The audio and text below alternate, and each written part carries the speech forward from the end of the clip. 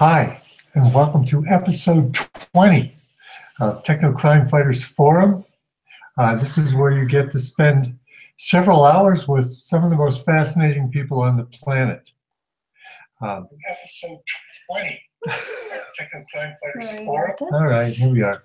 Anyway, we have an interesting show lined up. We spent some time planning, and we're going to modify the format to be a little bit more time conscious, and we're going to try to get a little bit more done every time. The topic is going to be the press, media, and current affairs, and how they've not been treating the TIs the way they should. Mainstream media has not been treating, actually they've been defaming the TIs down through the years. And hopefully we're going to straighten that out by getting more and more attention. Also, the last 30 minutes of the broadcast. Hello. Hello. Hi, Catherine. The last 30 minutes of the broadcast, we're going to talk about solutions, solution-oriented, how to get out of this situation in kind of creative ways. We talked about that for a while yesterday. Also, I wanted to, you'll hear me at the midpoint around halfway through. I'm going to announce that we're halfway through so that we can better gauge our time and get a lot done. I also want to, before we get started, introduce you to Mindy. Mindy is here. She's doing, hi Mindy. She's always doing Mindy. the chat room.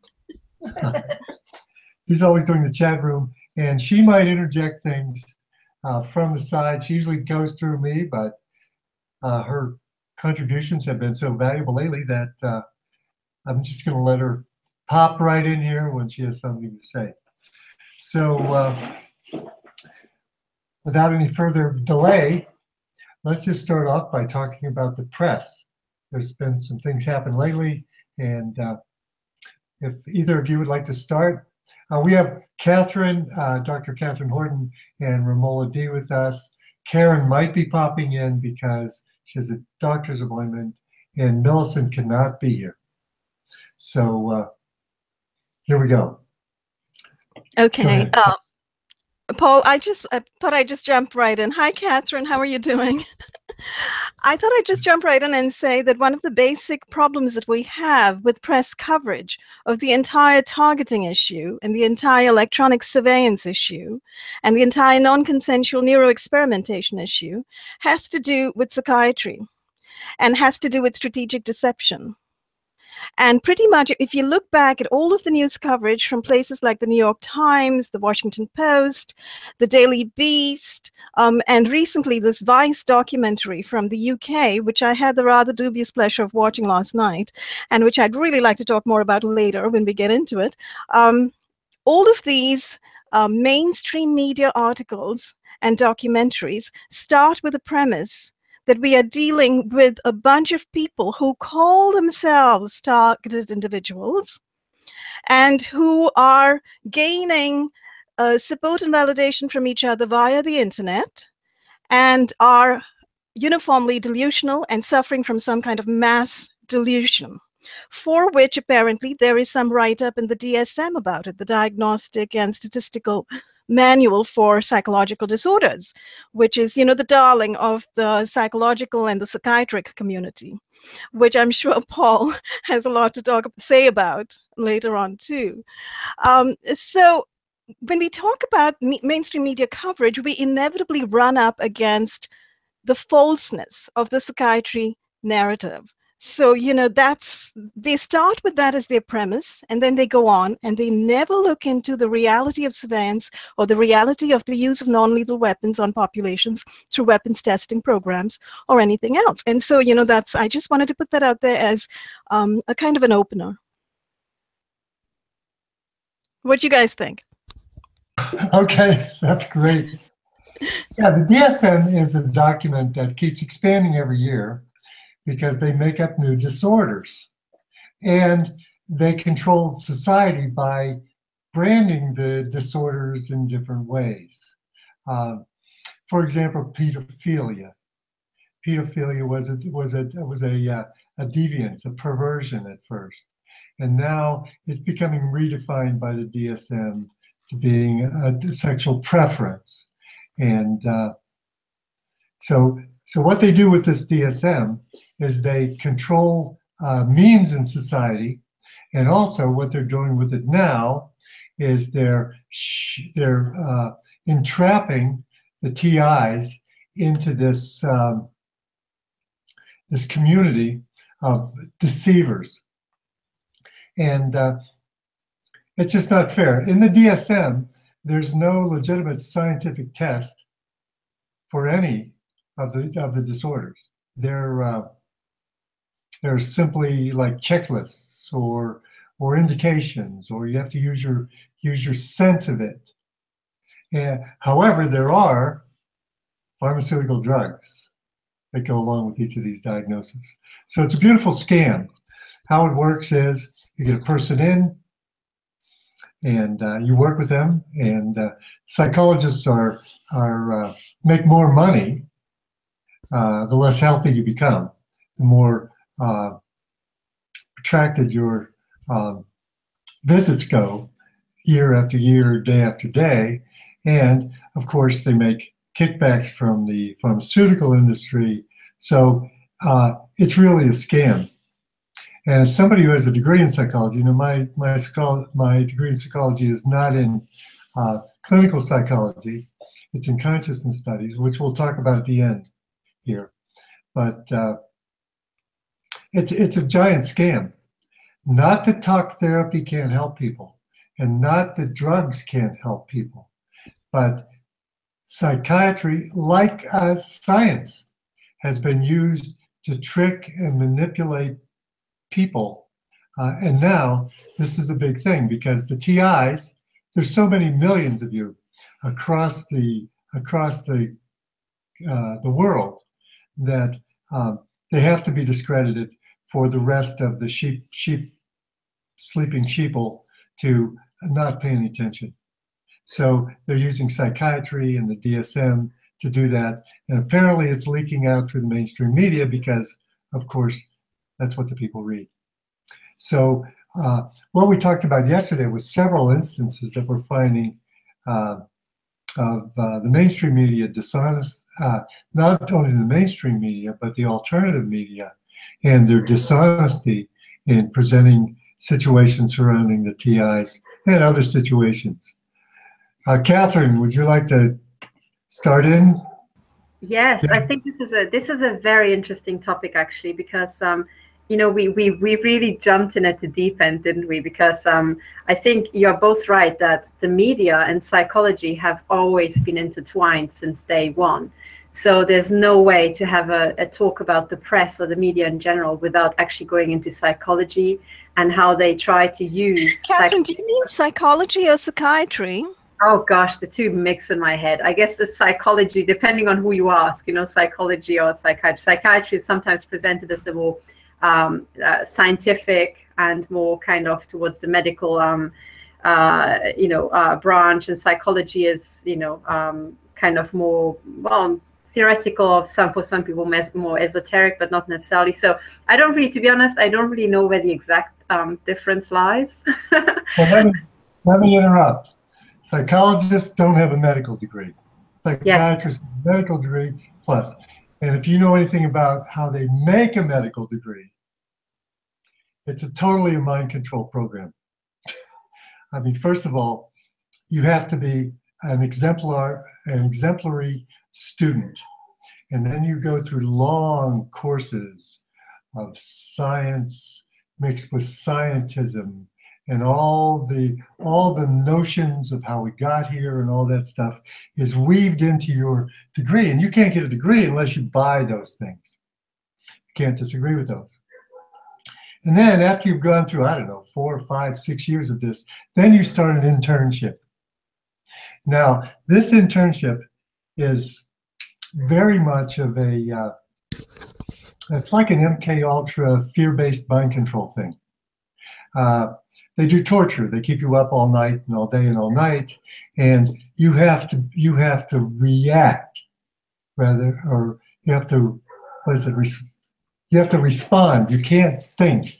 You can't, you have to, if you see this, then you give them this medication. If you see this, you have to give them this. So you're conditioned just to, you haven't had sleep in 3 days. You're treating people that really you need to do something right away. So when you get out of medical school, you are so entranced with scientism, the wisdom of pharmacology and pharmaceuticals, and you're webbed in with the pharmaceutical industry. So when you go out and you're a psychiatrist, here you are fresh, but you're really not fresh. You're not fresh in helping people and trying to get to the bottom of what's going on. You're bringing all this baggage and all this mind control into psychiatry. Now, psychologists use the same DSM, but they can't prescribe the medications. That's the difference. Psychiatrists or psychologists are mostly talk therapists, which, I don't know, I found that works in some instances, but it depends not on the degree, not on the credentials, it depends on the talent of the user. I've been to psychologists that have been very talented and have really helped me a lot, and other who I was wasting my money every week. So that's my rendition of psychology and psychiatry, and they're both not helping us right now. Not that they couldn't turn around and do that right now. Yeah. There could be psychiatrists and psychologists jumping ship, as there are medical doctors. There are medical doctors curing cancer. They're dying, they're being slaughtered, but there are people that are really dedicated to helping people in all these different fields. So anyway, that's my 2 cents. You know what I found really interesting, because I haven't really met psychiatry at all, but psychology, I had to use some tools from psychology to understand complex human systems, and things like the cognitive biases and things like that, and what I call the the work of Milgram, which I call the Milgram effect. And that's really percolates through the entire system. So there's a lot of useful tools and useful insights, I think, that we can take. But I think in the case of the media, everything you said, Paul, has been weaponized, for political gain. And, I think when we're going through the media, we will see how they are playing on psychological tricks. I think one of the most common used tricks is priming. They prime you, they set you up in a certain way. And priming, and for those people who don't know, the way I understand it is, for example, if you ask people 2 questions, and depending on the first question, how you prime them, the answer will be different. So if you're running a survey, for example, and you want to find out how happy people are, and you could just ask them, so how happy are you now, today? And they'll give you an answer.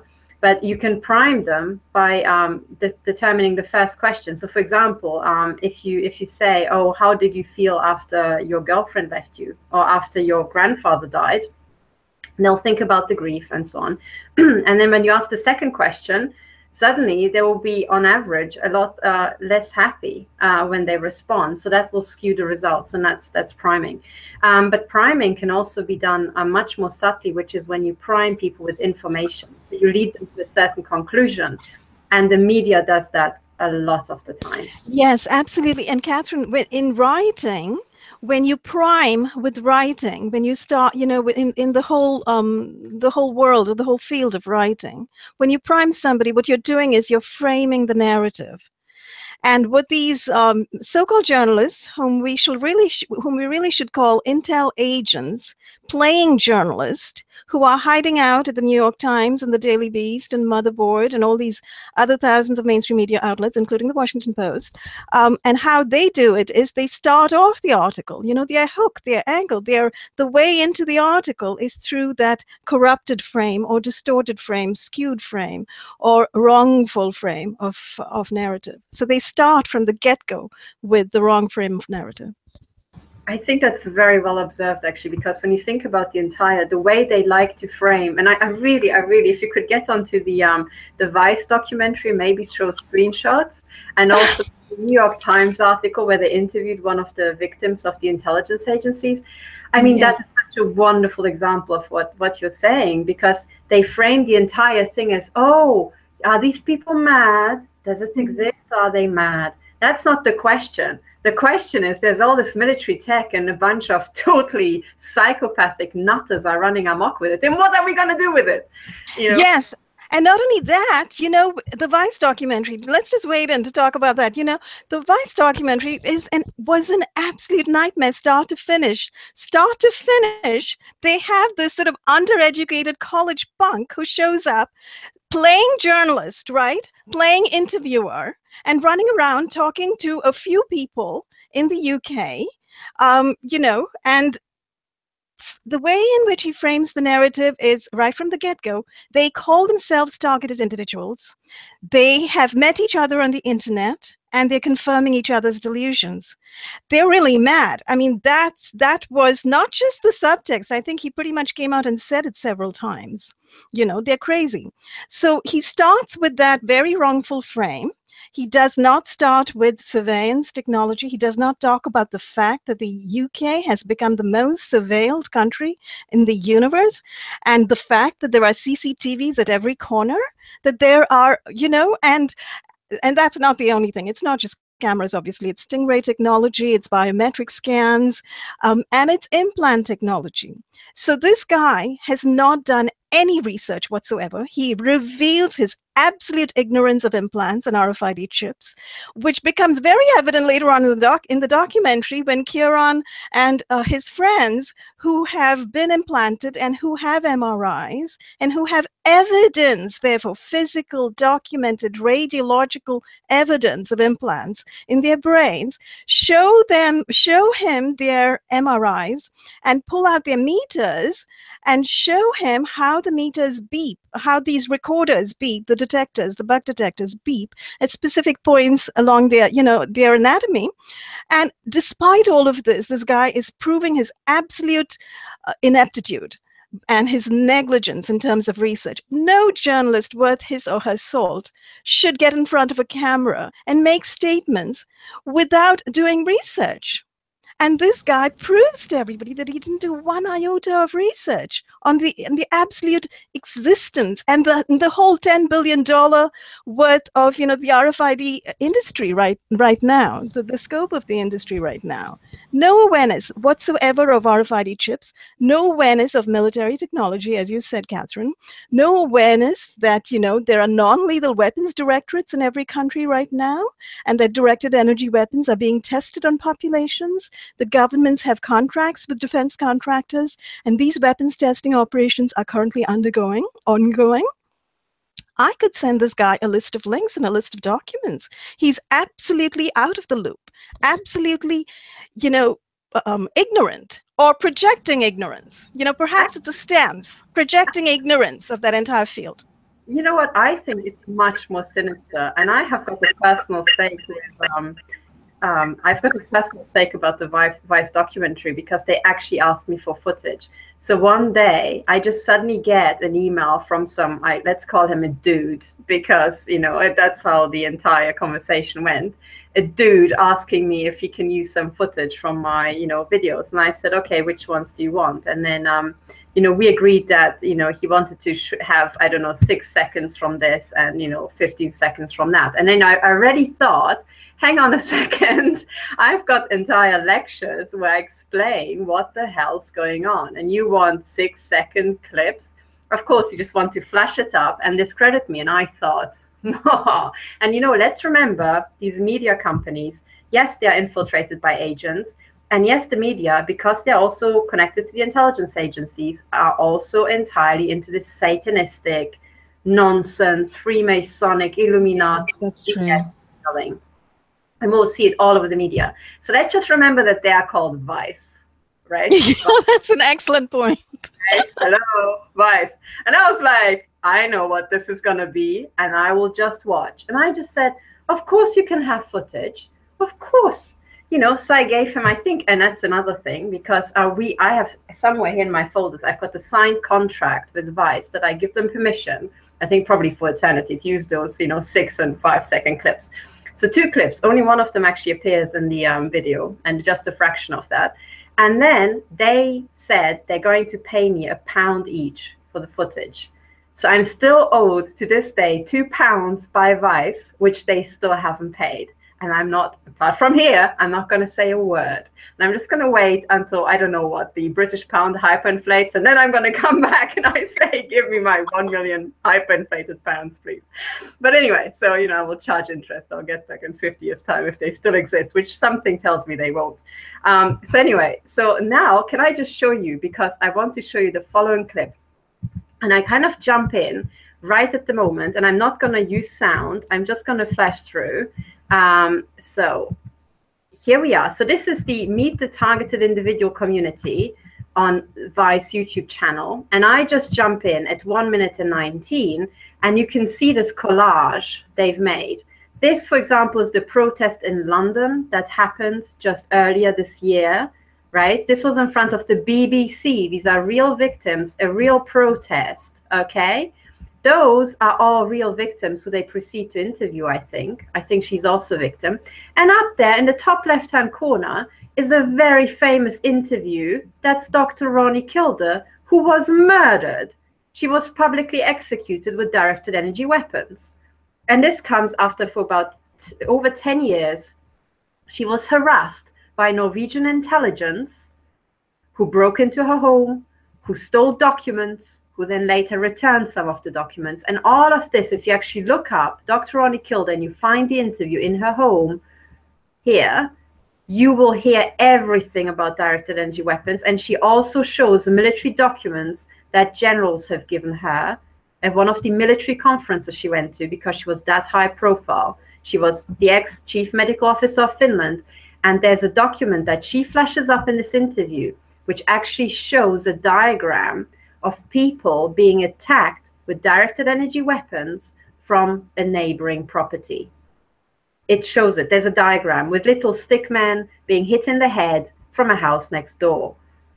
So if they had just watched this one thing that they included, they would have, you know, said something else. But look at, I probably can play the clip that they used from me, right? Because that's also still mine.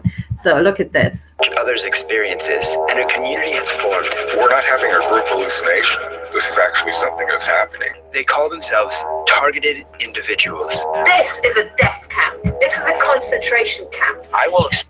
So that's me saying this is a death camp. This is a concentration camp. And you know what? They took it from a video which people can find. I think that's the video where I'm attacked, like live, and I've got the measuring device, and I'm shot to utter bits after I published a letter I got from the German Federal Police Service, where they just say, please don't contact us ever again. So that was big. So I made it public, and as I was speaking, as I was recording the video, I was shot to bits, and I can be seen in that video lifting up a thick aluminum panel over my head, holding the measuring device into the camera, and the measuring device is just being hammered and hammered and hammered. And as soon as I lift up this panel, which then reflects back at them, it stops. And you can just see it just goes once, like, and that's it. And then there's silence. You can see it in the video. That's a live freaking electromagnetic attack. It's a military attack filmed. And what did they take from that? Oh, they didn't show any of the evidence, but they say, oh, this is a death camp and a concentration camp. Yes, it is, guys. It flaming is. So that's my... Yes, absolutely. Yeah, it's extraordinary. What you've pointed to, Katherine, is editing. It's crooked editing, deceptive editing. You know, fraud. Criminal. Fraud. Exactly. It's criminal fraud. It's fraudulent editing. It's strategically deceptive, fraudulent editing. And they have done that throughout this film, so that literally you are bombarded with little snippets of conversation with the people in the film, you know, who are presented as the sort of the emblematic targeted individuals of the UK and of the world. You hear these conversations that are very disjointed, that are little snippets and insights into the entire targeting phenomenon, but no information, no conversation included of electromagnetic weapons, no conversation included of microwave frequencies that have been recorded coming into one's home, or that can be recorded as impinging or impacting on one's person. as we are able to do with our meters. And I should probably just pull out my meter and just see what I'm being bombarded with at this moment in time. And you can see,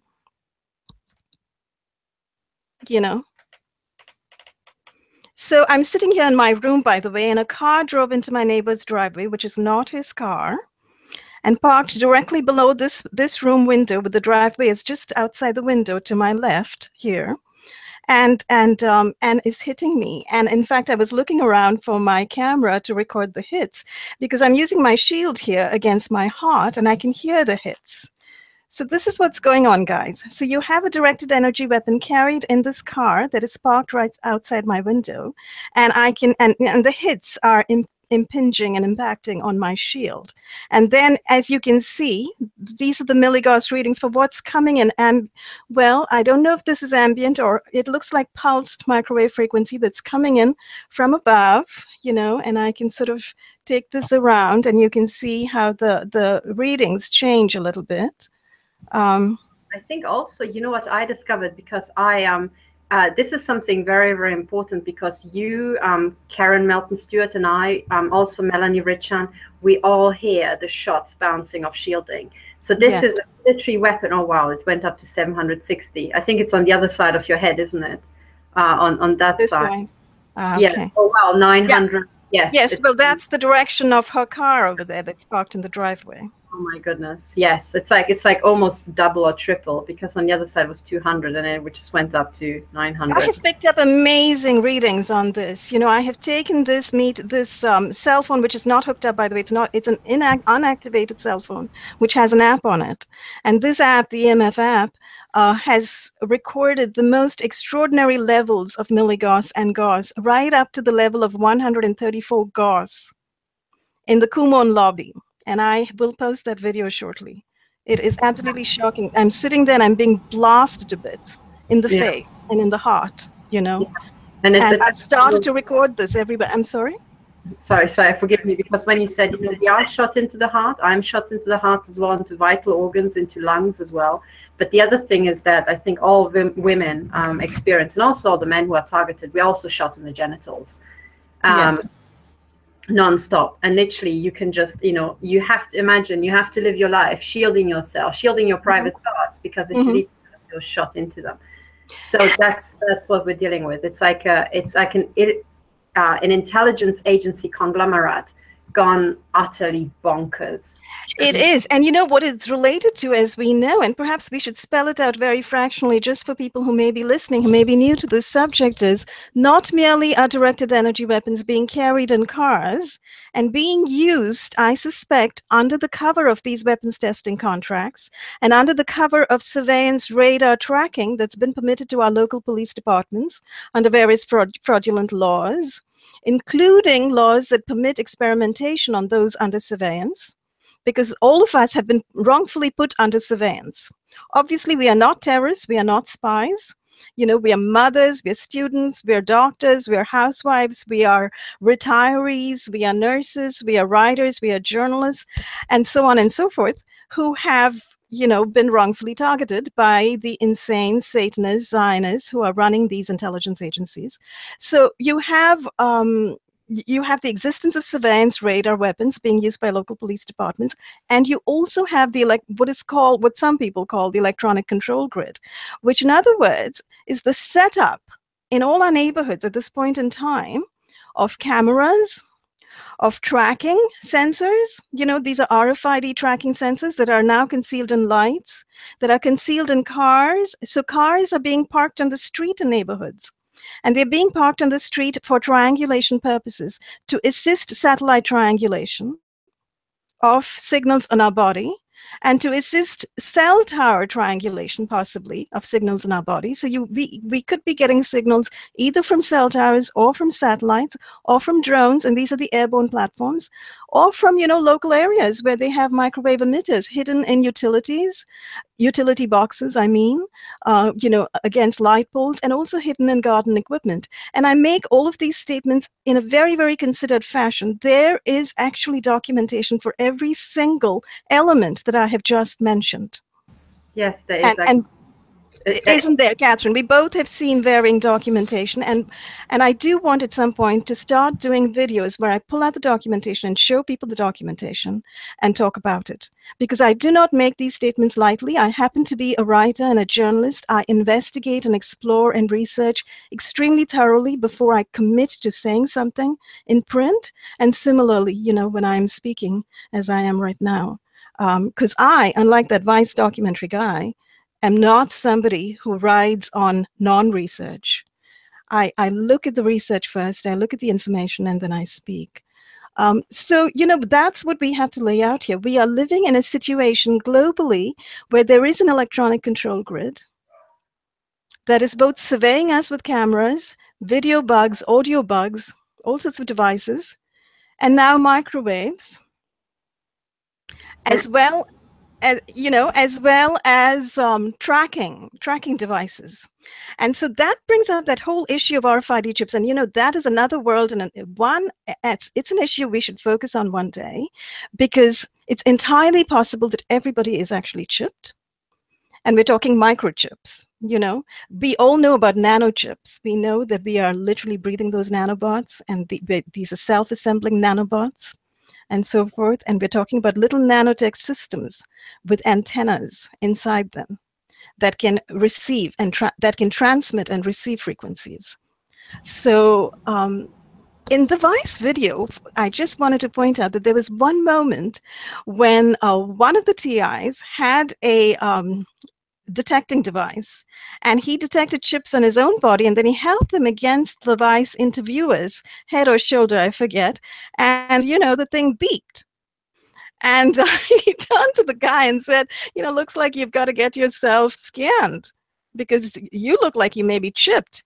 And immediately, our friend, I think his name is Matt Shea, the UK so-called journalist who ran this whole show, the host of this program, immediately said in a startled way, yeah, it could be a chip, or it could be just something in the human body that's natural.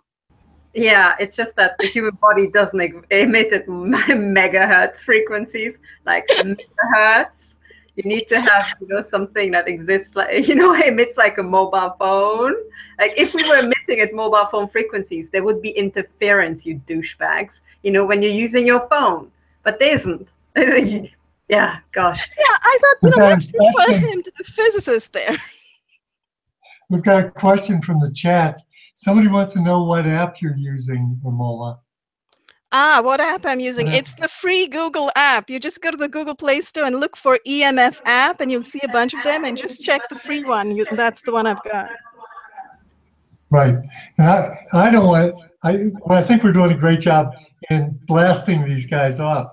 But I really want to make the point that, you know, the mainstream media, all the mainstream media, and I'd say 50 to 75% of the alternative media are controlled by the Satanists, Zionists, whatever we're going to call them, the elites.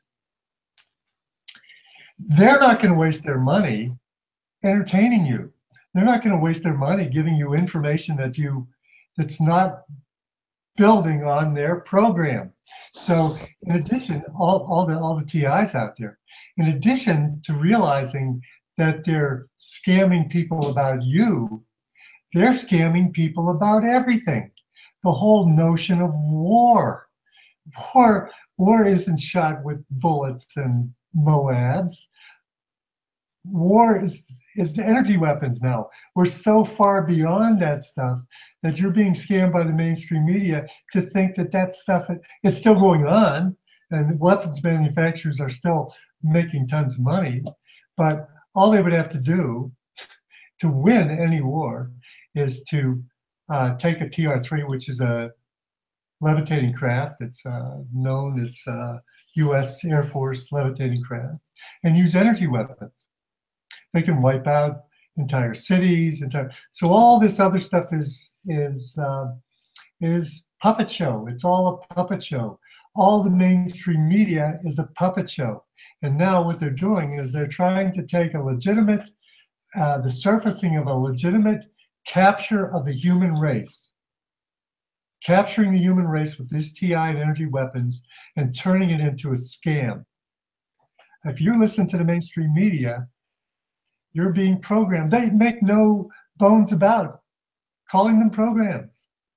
You're listening to a program. And I was actually, when we were talking about the Seth Rich situation and all the media that jumped on trying to prove that Seth Rich, it was the Russians and not Seth Rich, is another scam. They wanted to head off the truth that was supposedly, I don't know, supposed to be FBI reports by Seymour Hersh, released just recently.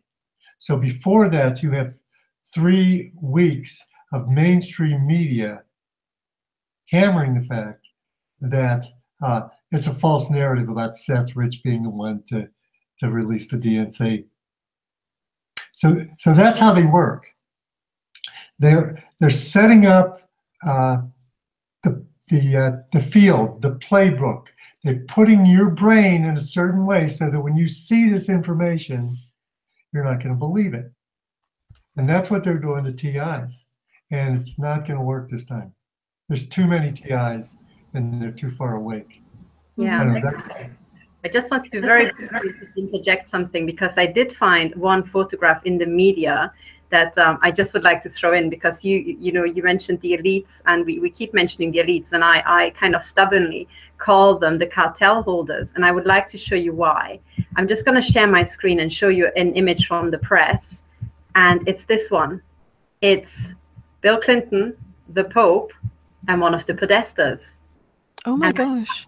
And I ask you, I mean, look at him. He's like, "You're my hero." And he's like, "No, you're mine," And just look at the 3 together, blow up this image, bring it up on your screen, and then whilst you're looking at this peak picture, say the word elites.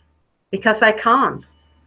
I literally, my eyes flicker when I look at these and I call them elites. They are not. They're criminals, right? No, they are criminals. They're criminals who've pulled, as Paul just said, a huge one on all of us. Yeah, they have. And you know what? That's why we can call them cartel holders, but elite sounds like intellectual elite, and it's that's their word. It's like, no, you're not. You're a bunch of psychopathic scumbags. Elite scum, yeah. Elite scum, yeah. It's like the scum on the sea washes to the top. Yeah. There was a funny movie that came out called The Aristocrats, and all the movie was famous comedians doing one joke, and they would tell this one joke over again. And here's the joke. You'd say, "Oh, we have a great act, and we'd like to be in your circus or your show." And the guy would say, well, what do you do? So, well, we jump on one another, and we have sex during the program, and then we smear disgusting things all over our bodies, and we slide around on the stage, and on and on and on and on about these gross things that they do. And the punchline is, they ask him, well, what do you call your act? And he says, we're called the Aristocrats. So it's a joke, but it's true. I think that's what's so funny. That's why inside of the media, it's so funny, Right. So we used to have a friend who had an acronym. She made it into an acronym. And I don't remember what any of the letters stood for, except the I was inbred, and so she would do that. Yeah. So actually, Paul, just to come back to an earlier thought that you put out there, that at this point in time, what they're trying to do is to pull one over on TIs, and they can't anymore because there are too many numbers of us. Now, the fact of the matter also is that mainstream media is catering to the mind-controlled masses, who are being mind-controlled through other means, through television. As you say, we're being programmed through the television.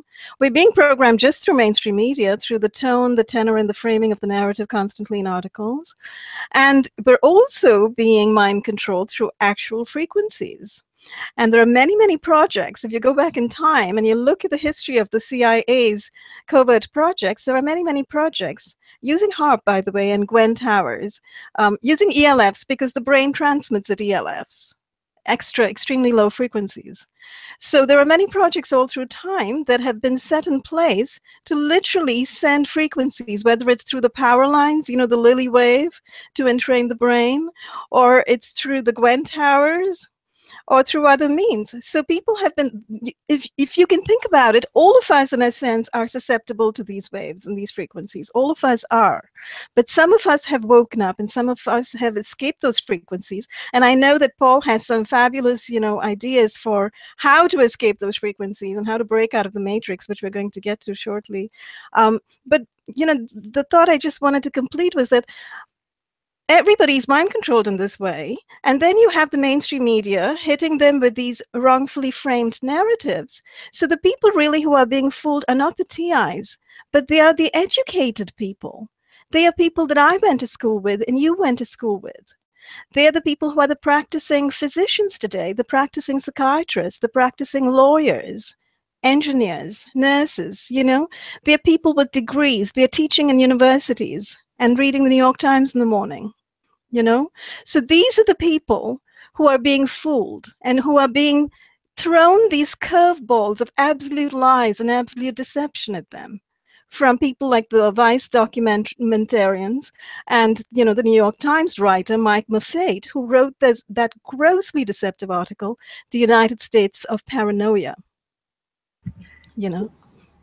You know what, oh gosh, I'm like, on this topic, I could just so go off on one, I have to say, because, you know what, I don't even know where to start. I would like to go back to what you finished on, which is this Vice documentary, because one of the things that these, I mean, I have to say, you know, my interaction with Vice, I really thought it's a bunch of, you know, I don't know, early 20s shitheads, sorry, you know, insult these people. But when I saw the output, I was just like, you're a bunch of early 20 shitheads who've been just played by MI5, you know. Okay, anyway, but then I really, because I knew this is how it's going to be, but yet I just gave them the footage and I just let them run with it, and I was just sitting there waiting to see, so what's gonna happen now?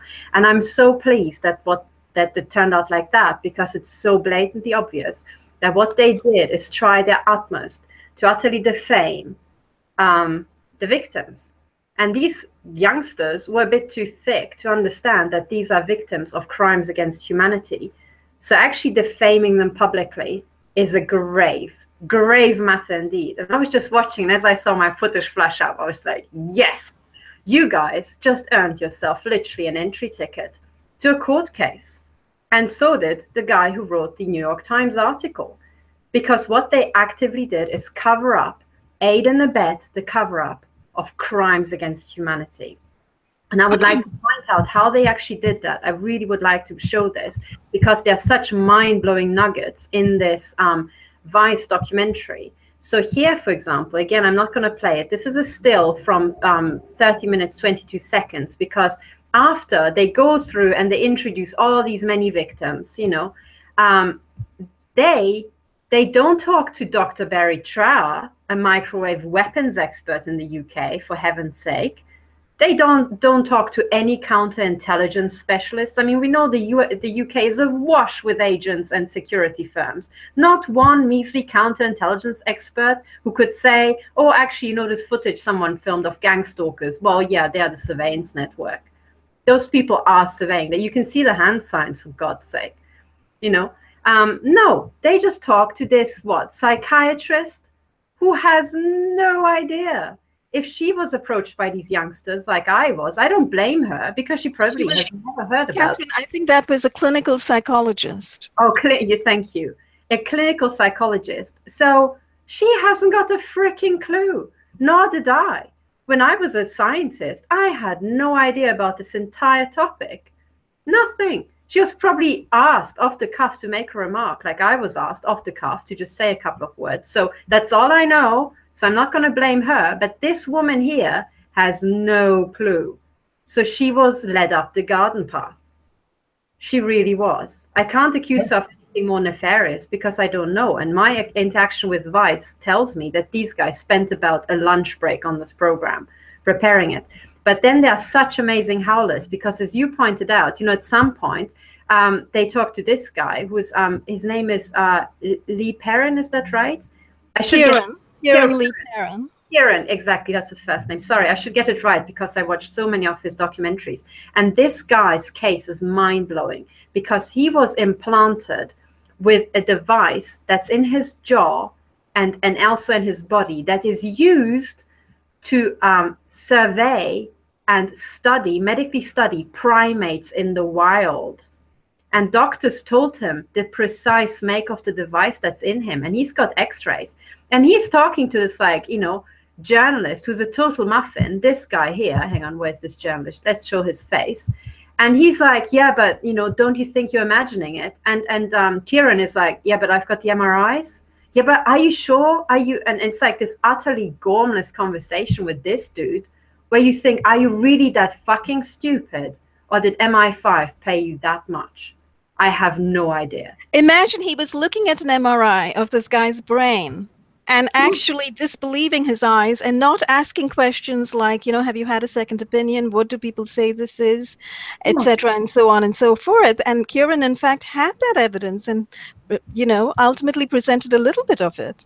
Absolutely. But this guy's attitude was absolutely obnoxious. Absolutely obnoxious. And then there's another case. And when you actually take in what the footage that's shown here, I mean, I have to say I'm grateful they did the Vice documentary because they just showed a couple of TIs I really want to get in touch with. And I want the affidavits for the upcoming court cases. Me too. I'd love to interview them on my podcast. So if anybody's watching, please let them know. I'd love to have their stories put out in proper documentation on my podcast. And you know what? The one thing I wanted to show is that this lady was shown here. You can see her head helmet. I go to bed with a head helmet like that every night because I have to. And then she's shown here, again, this idiot. And then she's shown normal woman. And she shows them. Hang on, let me just show this. She bought herself, I think for £7,000, a lead blanket. And she has to sleep under a lead blanket. And she says, when I'm under that, I'm okay. And when I saw this footage, I thought that's what I need because I'm sleeping under an aluminium blanket and that's not enough. Yes, I thought so too. And in fact, Katherine, they edited out any conversation she might have had about why she needs to sleep under a lead blanket. You know, what she's being hit with. Let me interject a few overview stuff. First of all, look at the handsome young guy, fashionably with a little, 4 o'clock shadow or 5 o'clock shadow, interviewing her. That is attractive to the millenniums and the younger people. They just identify with that, and it's like a drug. Exactly. Also, See, they've been primed to look at him and go, oh, he represents us. Yeah. They do the same thing with Sean Stone, and I'll get into that at another time. But also, Katherine brought up this psychiatrist. I think she was just a psychologist, knows nothing. What they've done is they've compartmentalized expertise to the point that they don't share. Like a medical doctor knows this, a particle physicist knows this, a psychologist knows this, but they don't allow them to get together, and they start that in elementary school. Put your book away and then get your geography book out, as if it's a separate thing. History was created geography, and geography created. And then in high school, you go to different rooms with different experts. So they've done that from the beginning. They've taken us apart. They've taken little pieces apart. If you got a problem with your nose in the United States, you go to an eye, nose, throat specialist. You don't go to an internist. So they've ruined our ability to talk across disciplines and understand the totality. We're an analysis society, not a synthesis society. And that goes with the left brain, right brain thing that we'll talk about later. And I don't want to interrupt. You guys are what? Just to carry on from what you just said, Paul, further, those very people are what I was talking about a minute ago, those educated people who pick up the New York Times and are fed the mainstream media garbage, you know? the distortions in framing of narrative, the distortions in narrative, the reframing of narratives. In other words, lies. They are fed lies and deception by the newspapers. So when they go to the newspapers for information, they are fed a bunch of lies and a bunch of whitewash. So there's no evidence, if you look at the New York Times, of any of this weapons testing that you and I know about, you know, or of the RFID industry currently, or of neurotechnology currently and how it's being tested out on the masses, about hive minding, about EEG cloning, about EEG heterodyning. You know, you have to get one specialized book from Dr. Robert Duncan for that, to find out about EEG cloning and EEG heterodyning. You have to search out what certain neuroscientists are saying on the web in order to find out what they're doing in terms of using neuroscience now with the Department of Justice, using it, you know, in criminal justice programs. They are using neuroscience. They are scanning people's brainwaves. But you won't find out any of that unless you actually dig and dig and dig. It's not in the New York Times. It's not in mainstream media. It's not in the newspaper. You can't get any news over your morning coffee anymore. Right. I can remember being in the hospital, being fed horrible food. That's because the doctors are never given courses in nutrition. I mean, why would they need that? They've got pharmaceutical drugs. So, right. So it's a corrupted system, and we've got to wind our way through it. I'm sorry, I didn't interrupt the flow. No, not at all, actually, because this is all valuable. Because again, you know what, the thing about the doctors, to me, that's again, it's an artifact of human systems, because the doctors are also compartmentalized. So the patients go through the hospital system one way, and they see it like, you know, it's almost like a hamster on a rat in a rat maze. But the doctors are on other types of rats in another type of maze. They kind of, you know, you cross paths with them, and one rat doesn't really know how the maze looks like and how it maps out. And that misunderstanding is a classic. So yes, each of those rats, in other words, doctors, think they're in a different maze. Yes, absolutely, and also, as much as the doctors can't understand what the hospital system looks like to the patients can't understand what it looks like to the doctors, because it's kind of like a higher order brain function, actually, to map out someone else's point of view. You know what? It's so interesting, because we really took the Vice documentary to shreds, and I'm just burning. What I really would love to do is actually get in touch with a woman who they show, the clinical psychologist, psychiatrist, whatever, and actually say, look, this is how it really is. Show her all the evidence and say, were you set up by Vice? Where do you think that now that you know this and your face is on that Vice documentary, that you're really annoyed with them? Because then maybe we can both sue them for defamation, for misleading us, for setting us up. That would be priceless. But anyway, so I'm glad. I'm still owed the £2, but it's so totally worth it, you know, to actually have the reserved right to sue these bastards, which one day I shall. But anyway, so yes. No, that's a great point, actually. You know, that woman who was interviewed, you have to ask yourself a couple of questions. One, is she truly ignorant? Is she truly unaware of what's going on? You know, or has she been totally taken in by that Vice documentarian who just, you know, came upon her one day and asked her these questions about this group of people who are seemingly delusional and so forth? Or is she, as you know, Paul says, there's a huge group of people, right? I mean, and we all know it, right? Who call themselves the elite or the aristocrats or whatever, and have infiltrated all of our different organizations and systems and functions in society. So is she one of those? Is she put in place deliberately to come on and act like the expert, giving the expert wisdom and expert knowledge, and actually, you know, trying to drag everyone under? Because what they literally are doing is precisely what you said. What they are doing is they are defaming the victim. You have reporting victims of extraordinary crime here. That's what targeted individuals really are. We are reporting victims of crime.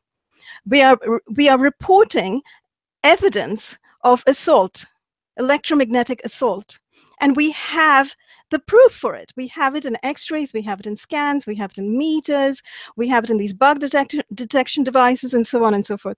So when you turn someone away, instead of looking at the evidence, and you turn somebody away, as, by the way, big human rights organizations are doing today, like the ACLU and Amnesty International, and all of the newspapers are doing, I don't know how many countless numbers of journalists in mainstream media all of us have gone through contacting and gotten ridiculous responses from, right? We've done all that. We've contacted the so-called journalists and we've received no interest, no awareness, no investigation, no exploration. We've received, complete stonewalling, in other words. So when you look at what these so-called journalists are doing, what the big human rights organizations are doing, they are all engaging in turning away the reporting victim, turning a blind eye to the reporting victim, refusing to listen. It's like, a bunch of soldiers going to Auschwitz or Treblinka and seeing the horrors over there and just keeping on walking down the road and not doing anything about it. That is precisely what it is. And it actually, because at first every single victim who goes to the press thinks they're the first victim, like I did. And I contacted all of the mainstream media in Germany, all the newspapers. I also contacted a guy, his name will come to me, at Panorama, the German version of Panorama. I contacted him personally and I said, look, these are crimes against humanity. Will you report? And he said, oh, that's very difficult. That's the only thing he could say. He said, es ist sehr schwierig. It's very difficult. And I thought, what the F is so difficult, my friend? But then, another experience I had with Luke Harding from The Guardian, I think explained to me what's so difficult. And, let me, if I may just take a few minutes, because I think this really goes to the core. When you said about this clinical psychologist, psychiatrist, whatever she was in the Vice documentary, we don't know, is she in on it or has she been fooled? And I think that's exactly the question we all have to ask as we're recapturing the human systems that have been corrupted by what is actually an organized crime ring.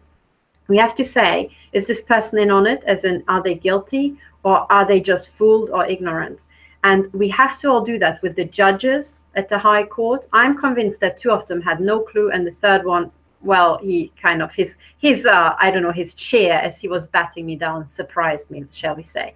And on it goes, so we'll always find a mix. And with the journalists, this guy from the German Panorama, I still don't know for sure, but he was reporting on all sorts of stuff foreign. So I was thinking, is he maybe actually a contact for the BND? So the German Federal Intelligence, and that's why he has to keep his mouth shut. Otherwise, he'll never ever get a gig ever again, But then with Luke Harding, it was different because Luke Harding works for The Guardian.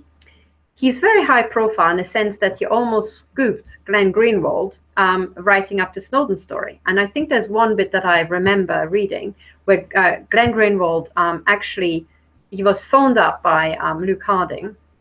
And he just told him what happened. And Luke was asking lots of detailed questions. And when he put the phone down, Glenn Greenwald suddenly thought, hang on a second, is he about to write a book?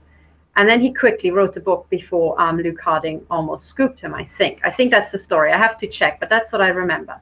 So anyway, but my connection to Luke Harding is that Luke Harding was there when I was attending that High Court hearing, Berezovsky versus Abramovich, at which I started being overtly targeted. So it was totally obvious.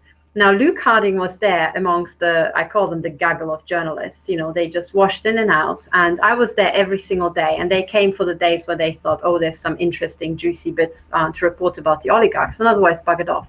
But Luke Harding made a special effort to find out who I am, what I'm doing there in greatest detail. And at the time, I thought, that's not unusual. He's a journalist. He's curious. Now, looking back, I think, hang on, why is he more curious than all the other journalists? And I think I found the answer. Because I met Luke Harding. He even invited me to one of his book presentations. And I think he was presenting Mafia State. That's this book he wrote. And interestingly, in this book, Mafia State, Luke Harding reports being a TI in Russia. Because he reports that he went there and he started being harassed by the KGB or the FSB, whatever they call these days. And the sort of stuff that he experienced was, for example, they went back to their flat. So he was there with his wife and young child. And they went back to the flat and they found that they were living up on the 8th floor or something. And the actual window of the bedroom was open. So, he walked in. And it was opened with a lock that, or the window had a lock that, you couldn't open yourself. You needed to have a special key. So imagine you come back and you find your child's bedroom window wide open on the 8th floor. And of course, the implication was, oh, your child can just, drop out and stuff like that.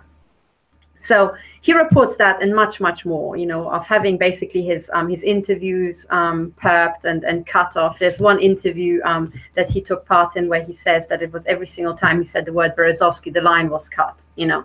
And he says like, oh gosh, that's like, you know, the FSB who doesn't want us to mention Berezovsky. I mean, frankly, I think what indicates, you know, what that indicates to me is that there's somebody who has to listen in, say Olga from the FSB. And she's got a choice, you know, when he mentions Berezovsky, she can either listen and write a report, or she can cut the line and just continue filing her nails. And I think she will choose cutting the line. So, you know, anyway, so that's the background story. So imagine one guy who has experienced being a TI himself and experienced intelligence agency harassment. And by the way, the FSB harassed him because they thought he's an agent of MI6.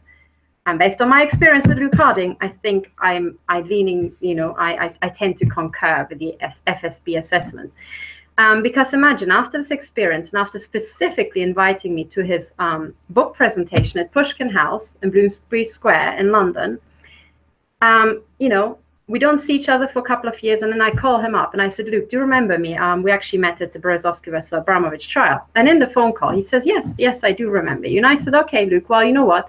I started being targeted by MI6, MI5 of this lot. And I explained what happened to me, which is virtually identical to what he experienced in Russia. And I said, you know what, Luke, I came across all these other victims. And to me, it looks like people are being mutilated to death in their own home in the UK. And these are British people, not just people like me, you know. And what he did to me is he listened to it. And, you know, in the phone call, you can hear he's got a smile on his face. Because the truth is, he couldn't give a flying finch about the British people. He's a journalist, and he couldn't give a damn about British people being mutilated to death. He has got no questions about that. Where do I have this information from? What evidence do I have? He couldn't care less. The only question he had for me is, what nationality are you? And that's a question that was used in perping prolifically in Oxford. You know, people would just stop me randomly and say, what nationality are you? Over and over. Even the guy who delivered the death threat on the way to my first high court, you know, the first day of the hearing, said to me, what nationality are you? And imagine, after this experience, you call up a journalist and you tell him about human rights violations in the UK. He just smirks at you and just says, you know, what nationality are you? And that's all he had to say. So it blows the mind. You know? That sounds like it's trademark intelligence agency nonsense, you know, trying to say, oh, you have no right to complain. We've entered the second hour. I was asked to do that. Yes. Thank you, Paul. Thanks for the reminder. Okay. And this is now, you know what? Oh God, guys, this is the second hour is now all about solutions, because we said, you know, we had a discussion. We said, oh, we're talking about all this horrific stuff, and we should really, the second hour always work about solutions. Mm-hmm. And the truth is, guys, I've got a couple of examples queued up, and I just would like to show you after Ramola. Says what I've got to say, just brief examples, and at every stage say, so I want to show you some horrific examples of really where media has been weaponized, not just to the point where it's dangerous, but to the point where they advertise murder or advertise other horrific crime openly. And I want us to all ponder what on earth to do about it. But that's just my suggestion. But I'll let you go first. Well, Dave McGowan, I don't know whether you know Dave McGowan, but he was a great researcher, and he did open source investigations, which I want to start today. And he broke all the news on Laurel Canyon, which was the satanic roots of the hippie movement and how they were created. They would get sons and daughters of the intelligence agencies, like Jim Morrison, all the ones, America, the 3C, the Grateful Dead. They were CIA before they learned to play their instruments. Anyway, he broke that. And then he broke the fact that the deep state created all the mass murderers. In other words, the phenomenon of mass murder is a creation of the deep state. And of course, that cost him his life. And I don't know why I got into that. But yeah, if you are a journalist and you break this stuff, you're discovering this stuff, your life's in danger. But I wanted to say another thing about that. What's cool about this, and all this horrible stuff and all this pain and torture, is now we have a litmus test. We know that they're not on our side. We know that they're working for the other side if they won't cover this topic. They won't even touch it. They won't even investigate it. So we have books published, and we have people that write books and do interviews.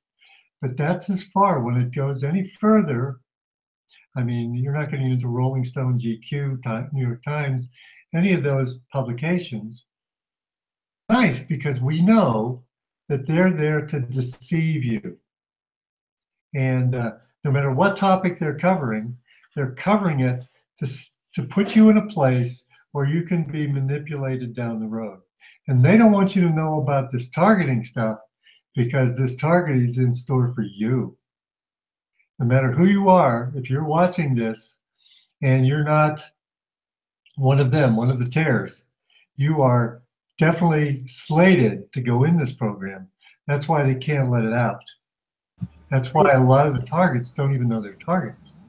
Yeah, and actually just one thought to interject, because it's true, and it's when you actually come to realize the scale of this, because Ramola mentioned that by now probably almost the entire population is chipped. Katherine Horton mentioned something similar, that actually the scanners at airports were first put in to measure the chipping level in the population, sample it. But then another thing that Katherine Horton says, and I think that's also totally brilliant, she says we have to sue the press, because in a democracy they do have a function. If they sell us lies to the large masses, that is subverting democracy. It is actually subverting democracy. It is high treason. It is high treason to democracy. And, they have to be in the dock along with all the others, because they have, in the case of the targeting, which is actually concentration camps, real life concentration camps in Europe and the US and elsewhere in the world, they are covering up Nazi crimes. Yes, absolutely. And that is a very important point to stress. And I just wanted to jump in right there and say that, as Paul said, and as we all just recently discussed, we don't know, we can't really tell which are the good guys and the bad guys. If you look in the media, there some people who are ignorant and some people who are part of it. But if you look at the big names in media, the big journalists whom we all have contacted, you've contacted Luke Harding in the UK. I contacted Glenn Greenwald in the US. Right, because I was targeted directly after Snowden and everything, after all of those revelations came out in the press. I was targeted in late 2013. I wrote to Greenwald. I wrote to Jeremy Scahill. I wrote to Trevor Tim of the Executive Press Foundation, or no, not the Committee to Protect Journalists. I think it's the Executive Press Foundation. I could be wrong about what he founded a foundation of a journalistic organization for the free press, supposedly, to write the truth and so forth and so on. I wrote to him. He wrote back to me actually saying, I can't open your attachment because I don't know you. You'll have to put it in the body of the email. So I took my very long letter, which I had spent ages writing, which, by the way, our intel agencies zooming up and down the street with their weaponologies, their cyber weaponologies to stop me and to eat up my file, all of that had been applied to it. My file was eaten up several times. I rewrote that document. I had 12 to 13 pages of this long letter. I took the whole thing, I put it in my email, and I sent it to Trevor Tim. Nothing. Fell into a void. I didn't hear back from Trevor Tim, who has set himself up as, the leader of the free world in terms of free journalism and open truth and whatever. So he didn't write back to me. Glenn Greenwald did not write back to me. Jeremy Scahill did not write back to me. Peter Maas did not write back to me. These guys from The Intercept, I wrote to a whole bunch of guys at The Guardian, at The Independent, at The Intercept, some people from the New York Times, some people from the Washington Post, who I had no idea then of how corrupted these organizations were. No idea. So I wrote to all of them. I heard nothing. Later on, much later, by the way, I did hear from two very prominent people in our midst who are targeted by the intel agencies, that they had both met Glenn Greenwald. They had spoken to him, and Glenn Greenwald gave them to understand that he knew about targeting. Okay? But he wasn't touching it. What does that tell you? What does it tell you? So that is another issue, the issue of how all of the big journalists, all of the big organizations appear to have been gagged. You know what? They have, sorry to interject, because it just blew my mind, because I just remembered, the story that you have about not just that Glenn Greenwald knew about targeting, he also had a rough idea about a number of targets, right? Yes, he did. Do you think you can actually tell that anecdote or that story that you know about? Because that would be a story to break right here. Screw Glenn Greenwald. You tell us, Ramola. You're the journalist. Well, I'm very reluctant to name the two people who told me this without their permission, and I have asked them several times, and they've both told me several times the whole anecdote of their encounter. So I have two separate encounters in my awareness that they both had. One of them is a very prominent TI, and the other is a person who is a friend of TI's and not a TI himself. But both of them have met Glenn Greenwald or had protracted email conversations with him. Okay, so I know that one of them, in fact, the person who is targeted, by the way, think of what generous, good-hearted people targets are. Because this person told me, don't mention this because, well, he didn't exactly say don't mention this, but he said, we don't want to drag Glenn Greenwald into this because we want to protect him. Why would we want to protect somebody who is not protecting us, is my point of view. Okay, which is why I went ahead and I mentioned his name, because we are talking about the press today. It is too late in the day. I am being mauled to bits. You are being mauled to bits. Before we know it, one of us may be dead. Yeah, So I've got to commit on Glenn Greenwald. He might have been a journalist at one time, but when he sold himself to the guy besides Elon Musk that started PayPal, he sold himself for I don't know, $250 million or something like that to start a news organization with him. Yes, yes. Come on. And he gets Snowden emails. Snowden, I suspect also. He gets Snowden's email. He releases 1% of them after 18 months. I mean, come on. The whole thing may have been a setup. Because Snowden, think about what Snowden has revealed, for God's sake. I mean, wake up, people of the world. What has Snowden revealed? Has Snowden revealed that we are sitting inside an electronic control grid? We are all inside the electronic concentration camp. We are all being assaulted with microwaves. But some of us are being assaulted to death. And those are the ones who have been targeted wrongfully. Exactly. If the mainstream media shows you a person, puts them on the TV so that you know their name, they don't do it for nothing. They're not doing it for laughs. They're not entertaining you. They're doing it so you'll know this person, be able to refer to this person, and perhaps trust them down the road. It's very easy when you realize that they don't waste their money. They'll waste their money on putting you to sleep, lulling you into sports, and but if they're going to teach you something, documentaries are the same way, news items are the same way. Unless they want you to see something that will serve their purpose later, you're not going to know them. And that's because the entire... I'm sorry.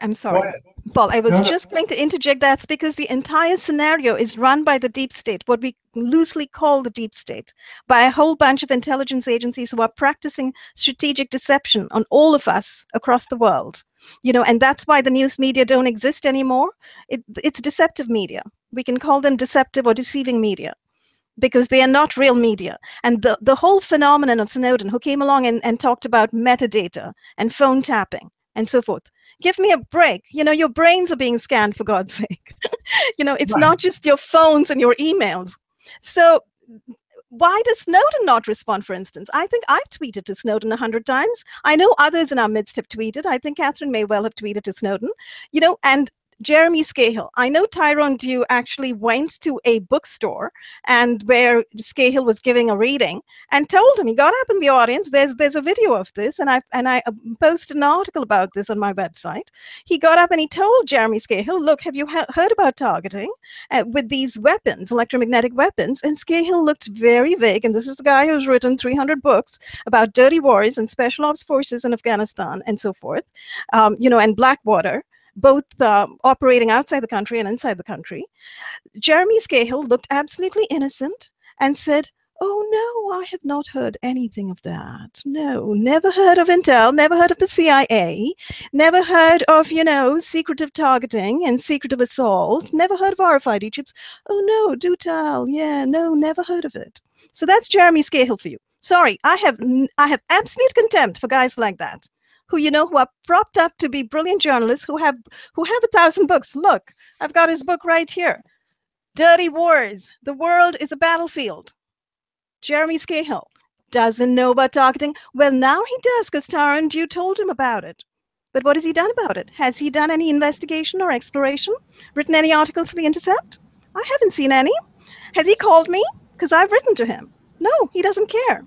So, here I am, the lone journalist operating in this space. But and of course, Deborah Dupre, who came before me, and then there's Vic Livingstone, who's written about it, who was a journalist, who's written a lot of articles. James Marino, a journalist who was targeted, who's written a lot about it.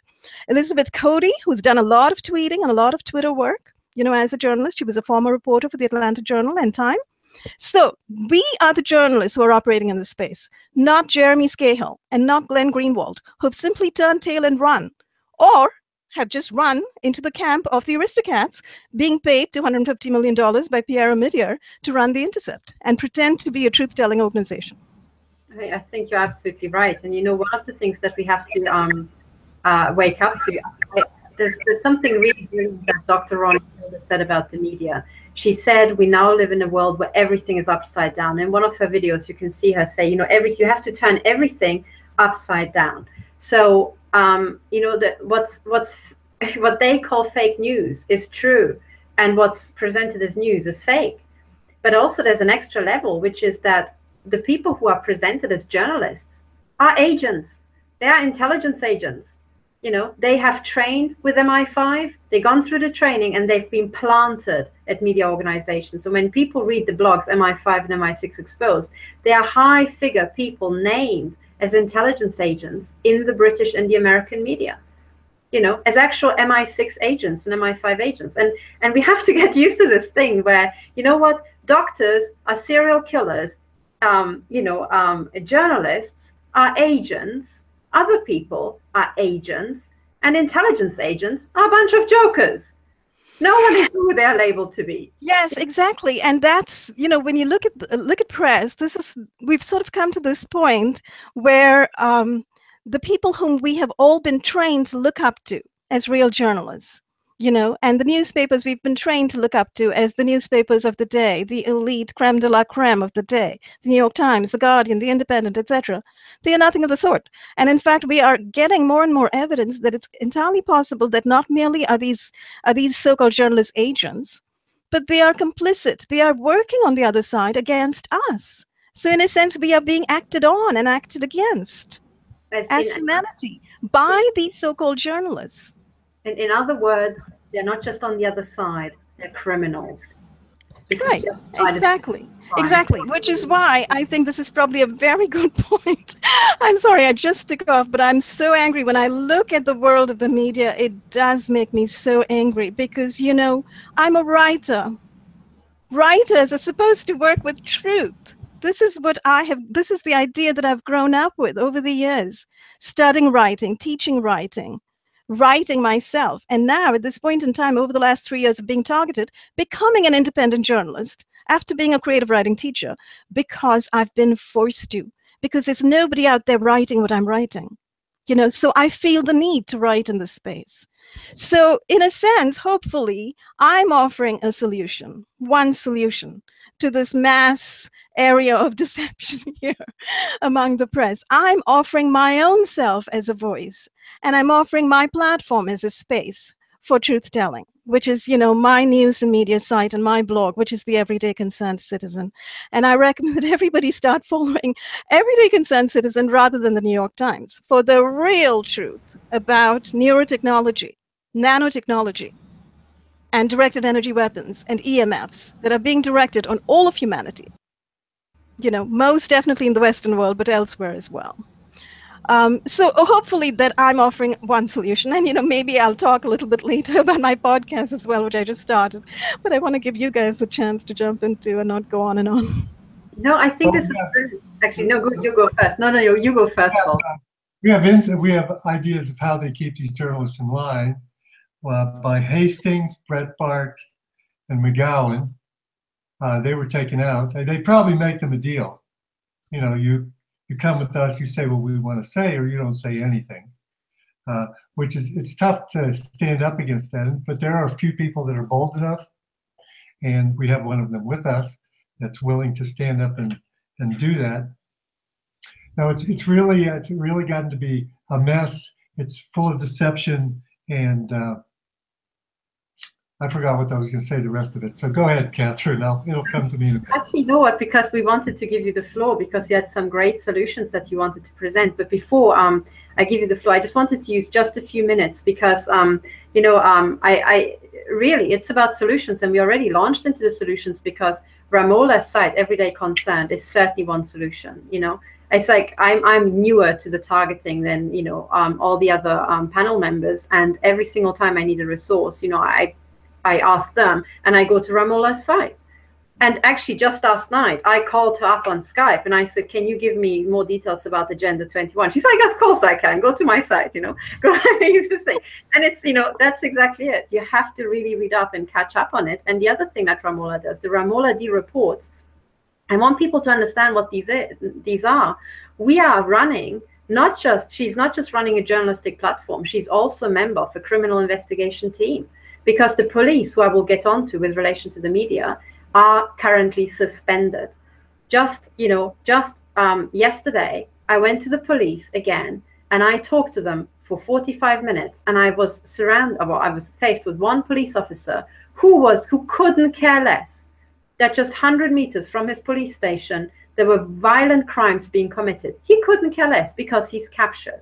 But actually, there's something much darker underlying the media and also the police force. And I really want to get onto that before I open the floor to Paul. And it's not to drag people down. I want to basically open the door a little bit, a glimpse, you know, onto the true horrors that lie behind the media, because they are covering up mass murder. And I want to just give people a glimpse so that they understand and value what Paul has to say and understand the urgency. And also go and check out Ramola D reports, because that is an inventory that we're running. We're running a criminal investigation, and she does victim interviews, and she actually presents an ongoing criminal investigation. So if you want to get on board with this, which you have to, because these are crimes committed against you and your children, you know, you have to see that. But now, guys, just give me a few minutes, because as I was preparing for the show, I came across some mind-blowing stuff, and I've queued up some stuff that is, when I first came across it, it just utterly blew my mind.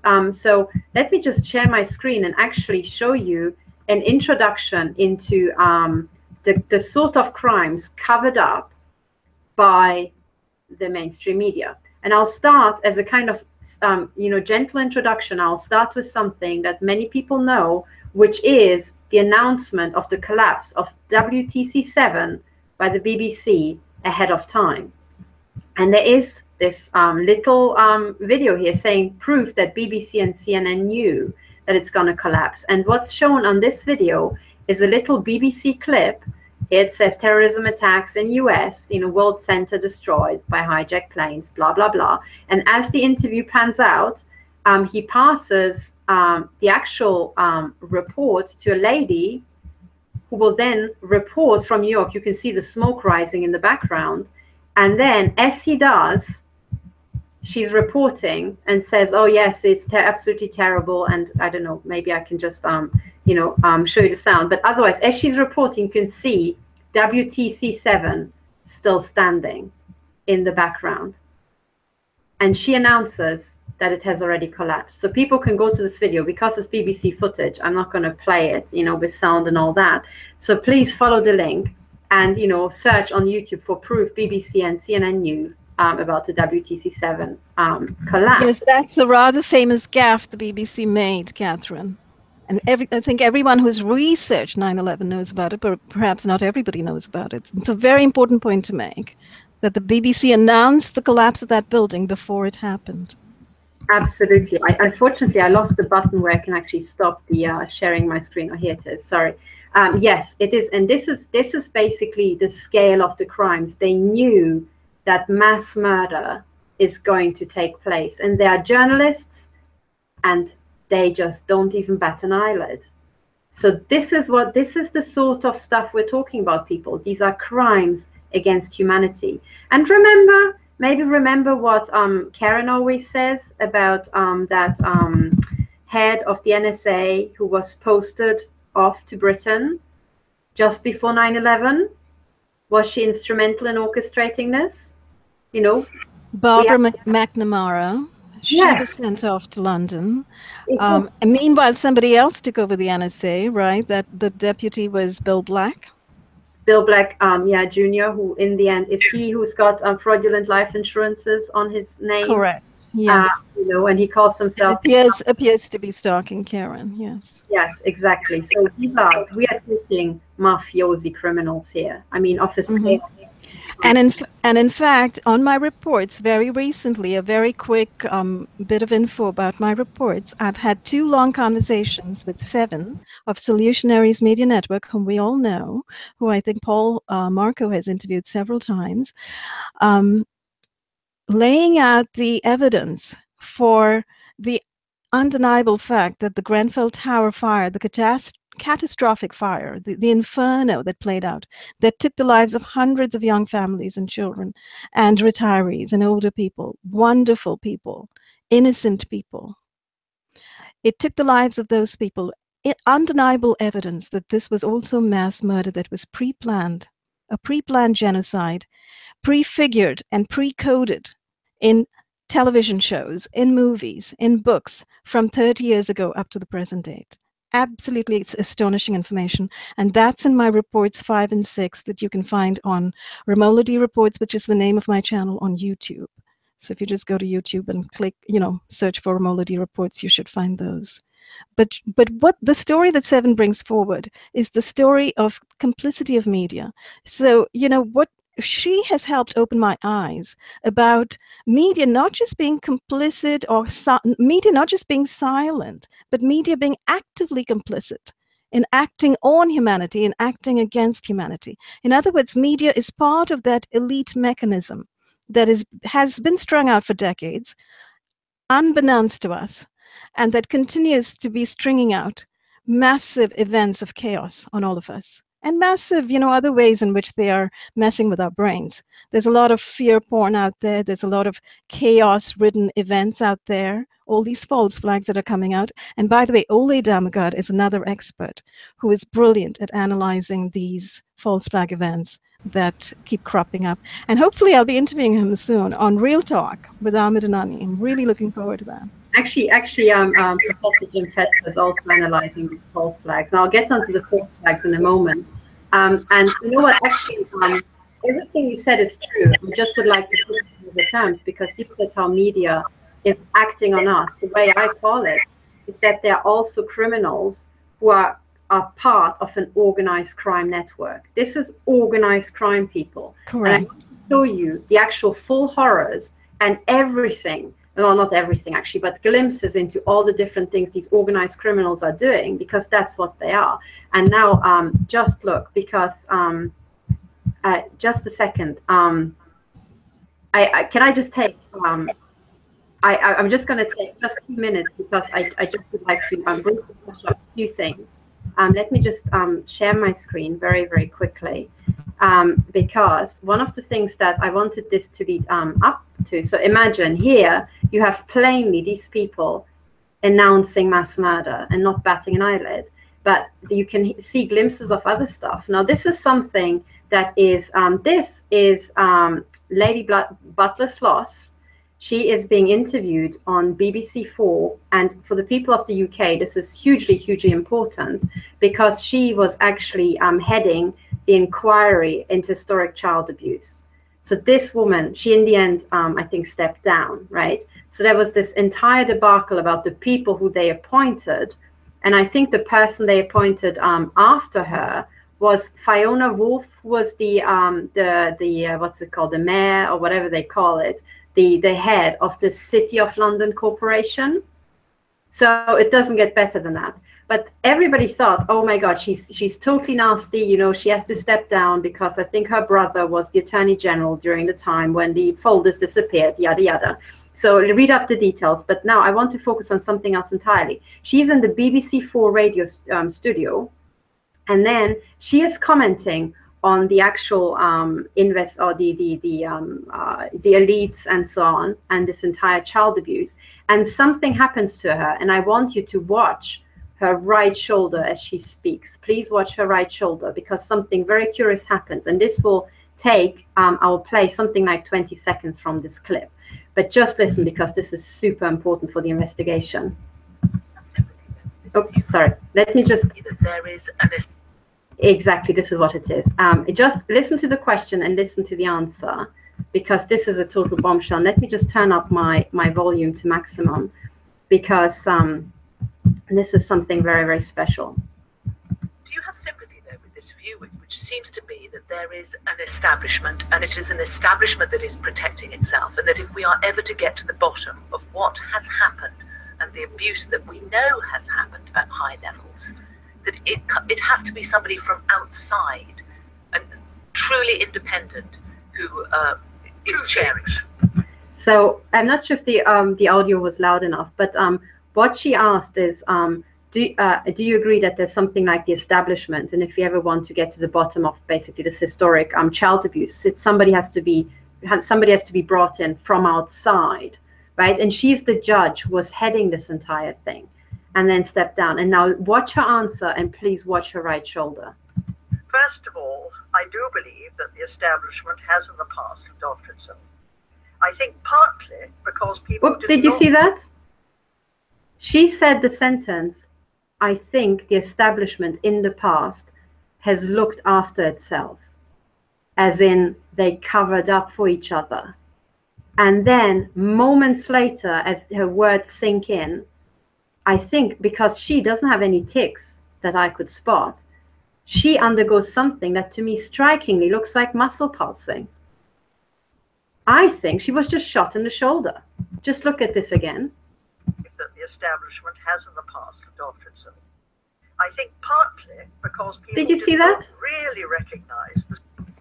Did you guys see that? Yes, the second time when I watched it, she definitely looks like she's been electroshocked. Absolutely. She has been, and that is a total bombshell, because this woman, what she says, she's asked, do you think we have to bring in somebody external, you know?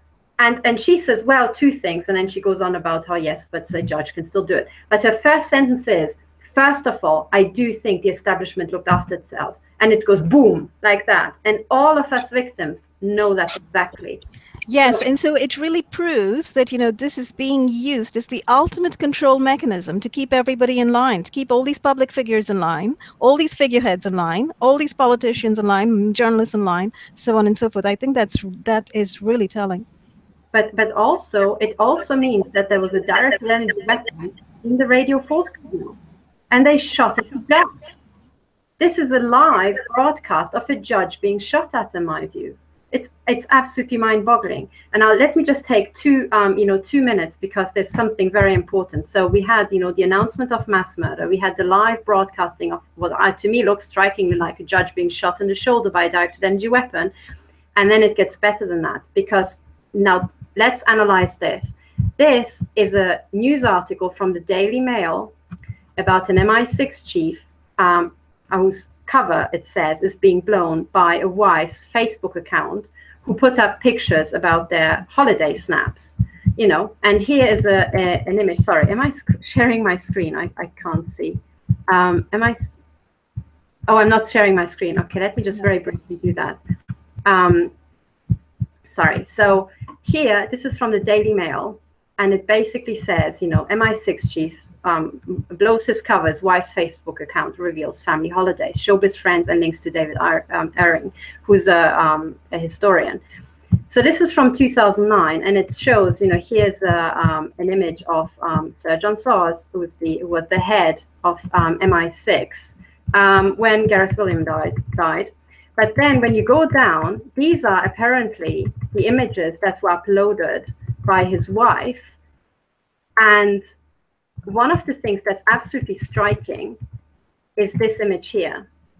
And at first I didn't understand what on earth this was, but a person who's the victim of these sort of elite criminals and mind control experiments said this is the chair dance. So when women are being prostituted to these, you know, so-called elites, these cartel holders, the chair dance is one of those things. And you have the wife of the head of MI6, apparently his daughter, doing the same thing. And in the middle of the picture, you've got a colorful parrot, as in she is parroting her mom.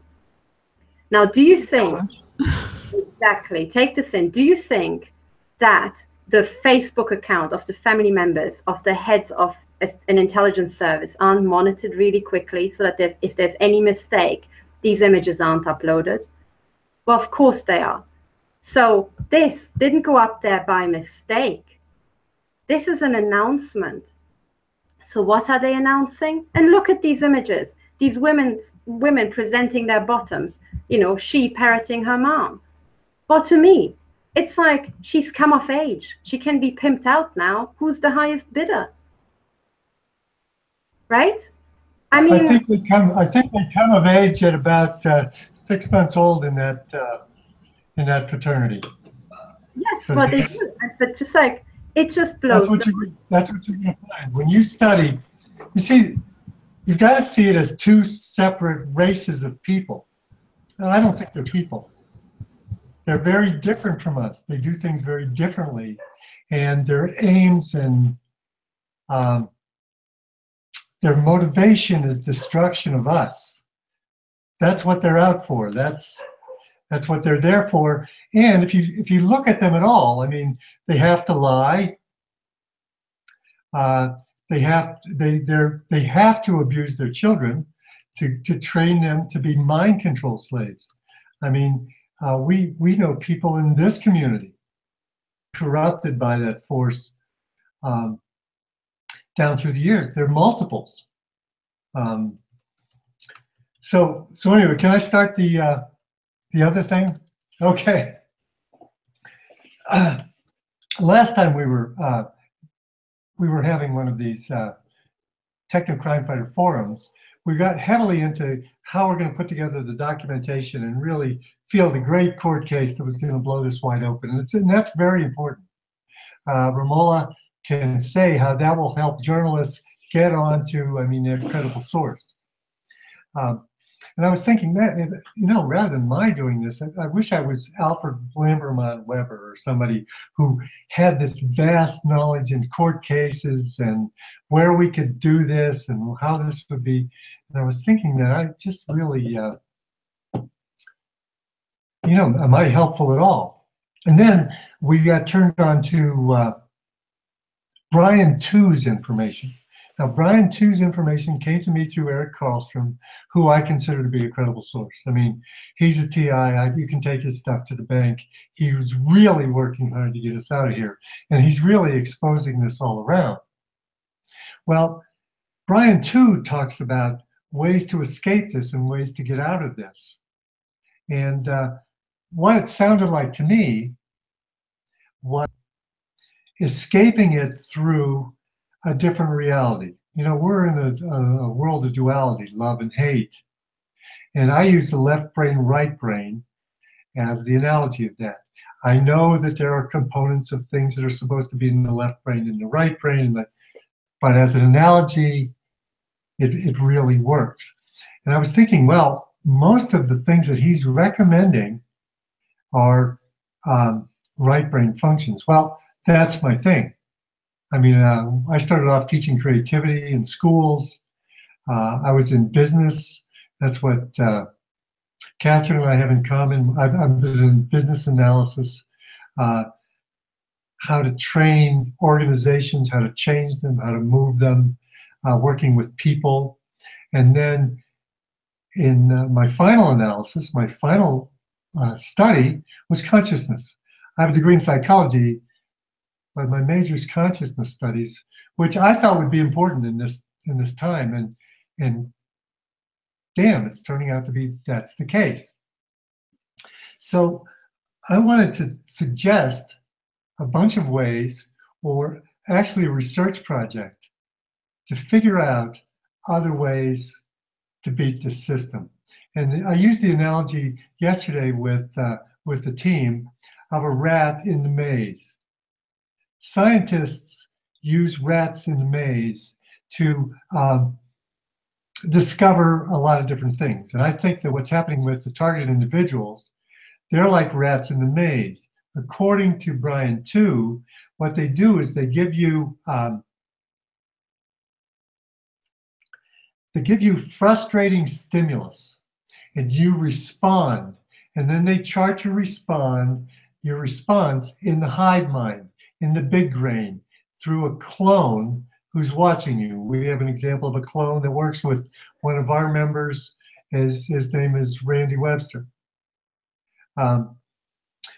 That's what they're doing. Now, finding your way out of the maze, you might be able to find a glitch. You might be able to find part of the judicial system who will provide that glitch. We might be able to find out by publishing enough, getting enough of us rats together, excuse me for calling them rats, but so we can share things. There might be ways to beat it in the system.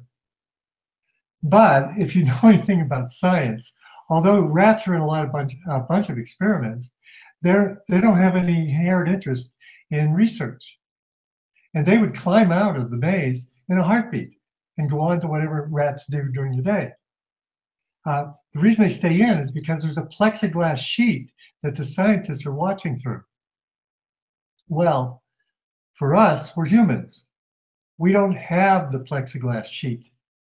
We can find another way out through other means. We're connected to the great source. We are the left brain, which we're taught to use. All of our schooling, unless you were lucky enough to have an art teacher in elementary or high school, all of your schooling was directed toward putting you in to your left brain. We only value left brains. The IQ test and all the tests that qualify you for college or university are left brain. The only one I've seen that isn't is the Minnesota Multiphasic Personality Inventory, I think. But anyway, that's all left brain. When you're, if you do a job, it's basically a left brain job. They've been herding us into the left brain because they understand the left brain. They're controlled by an AI. They're controlled by a created, computerized system. They worship this system. And this system works on algorithms. You go from one step, you go to step 2, and you make a decision. And then you make that decision, you go to step 3. And no matter how fast a computer works, it works on an algorithm. If I'm wrong about that, write me, please.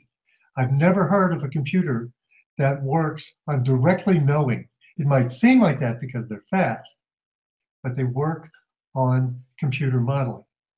And what they're doing, according to Brian 2, is modeling your brain, if you're a TI, by looking at your patterns. Okay, what's going to piss Katherine off? Oh, she's really sensitive to blah, blah, blah, blah, blah. Okay, let's send one of those. Let's do some street theater and watch her. And then we'll write that in our TI, and so in our hive mind, we know that pattern, and that's it. So that's what they seem to be doing, and they're watching you. But you don't have to stay in the maze. You have contact with your right brain, especially women whose corpus callosum, which is the connecting fibers between the two halves, is more prevalent in women. And the trick to getting out of the matrix, I think, is having access to your right brain, being able to go into the right brain and go back into the left brain, which you need to function on this earth. Let's face it, they've created the matrix around the left brain, and so you need to use that to eat and survive and everything. But you don't need to stay there. and you can spend great amounts of time in the right brain. When you're in the right brain, according to Brian too, they're frustrated. They're not gathering data. You're of no use to them when you're in the right brain. So let me characterize a little bit about the left and the right brain. The left brain, of course, is very linear. It's very patterned. It's very predictable, especially when it's in fear. And what they do with TIs and what they do with all of society through television, because it's a hypnotic, these sigils and hypnosis and chemistry your body will secrete to keep you in a hyper-agitated, fearful state. Some people have said that that's one of the reasons that children are being born at earlier and earlier ages, is because they watch TV, and TV keeps them frightened. And an organism that's frightened wants to reproduce faster to get its progeny in there. I don't know whether that's true or not, but it's a fear-based algorithmic existence, and that's what you're in. And I had my son up here for a week, and I haven't been back to the United States in a long time. And that left brain slave to the system is like, I can see it's like an organic plant growing up around them, growing up around people in these more mechanized societies. The right brain is connected to the consciousness of the universe, your real self. And from that, you can access direct knowing. For example, they've done, this is corrupted data too, but I'm going to use it as an example. You can feel somebody watching you. And they found that this works, it only works when the people who are running the experiments believe. If the people that are not running the experiments don't believe, it doesn't work. But we've all had the incidents of someone watching us. And you just feel, God, they're there. Well, you haven't run through your left brain at all. You know that directly. It's direct knowledge. And you access that sometimes when you meditate, depending on what meditation you're using, depending on how shielded you are. You can access it through listening to music and getting totally enthralled. You can access it through a lot of different ways, and I've had notes already from TIs. I do this, and it really helps me get out of it. I had a woman named Audra that called me, and she says if she can immerse herself in total love, which is totally a right brain thing, she's fine. She's happy. She goes along with her life. I would have put her interview on, but the audio was so bad. I might try to go back and talk to her again. But anyway, I think that down through history, for thousands of years, as long as we've been afflicted with this cancer, psychopathic, satanistic cancer that humanity's been inflicted with, there have been people who have been working their way out of it through these various different things. Meditation, yoga, Zen Buddhism has this thing called koans. And I've mentioned this a few times, but I'm not sure many people know it. It's a nonsensical, paradoxical statement that your left brain cannot deal with. To embrace it, you have to enter your right brain. Now, this isn't a koan, but this is the kind of thing I'm thinking about. If you study human behavior like I have for all my life, you'll find that there's elements of free will, but there's also elements of fatalism. You'll find that most deep truths are paradoxical, and this is one of them.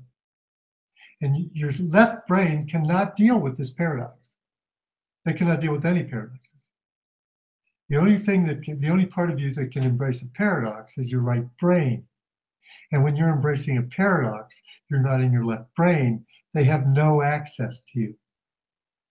So anyway, what I'd like to do is I'd like to do some science. Since we can't do it in a laboratory, and we're going to be subject in this science with massive deceivers, because we know we're infiltrated, our ranks are so infiltrated with deceivers that we're going to have to sort through this, the team and I. What I'd like to do is set up a website and do an open source investigation. I would like to, I don't know, I need your input into how to do this. People have suggested Facebook would be the easiest, but I don't know how public investigations will work on Facebook. I don't know how, I mean, that's totally deep state. I don't know how corrupted we'd be. If somebody has an answer, they can write me. But I'd like to put up different articles that I'll write or anybody else can write, send them to me about different ways to get into your right brain, get into love, if you will. Get into your contentment. Follow a lot, there's a lot of Eastern practices, and there are even some Christian practices that might get you there. If you've used them, I want you to write me and tell me what's working. But also, since Brian too has told us that there's many different programs. My God, how many programs in MK Ultra? I don't know. 247. 247 programs in MK Ultra. There's a lot more programs in the TI what we're being subjected to. So along with what's getting you out, describe your targeting so we can know what they're you see, it's custom made for you. So what they're finding your vulnerability and what's been able to get you out. And I think what I'd like to do with all this data is compile this data in a publication of some sort at the end. But since it's open source, you can come in and out and learn from it as we're going. And next week on the forum, hopefully we'll have it set up and we'll have a place for you to go to log in your learning. The ultimate thing is to frustrate their attempts. By not giving the data that they want and being able to get into your right brain. The answer isn't hiding in your right brain. The answer is always balance. But they've created such a massive left brain entrapment mechanism that very seldom do we get into the right brain. Ramola, we were talking yesterday, and she said she does that in certain ways when she's in an art gallery or when she's enjoying that type of thing. And she is an artist. She's a journalist, but she's an artist. And for her to only spend that limited time in that enjoyment phase shows you how influential this left brain trap is. I mean, when we talk about our targeting and how they've done and how they deceive us, that's all left brain stuff. That's all the maze. That's all finding our way out of the maze or finding a glitch in the matrix. To get out of the maze, we need to actually devote part of our lives pursuing love, happiness, things that they can't track. They can't track direct knowing.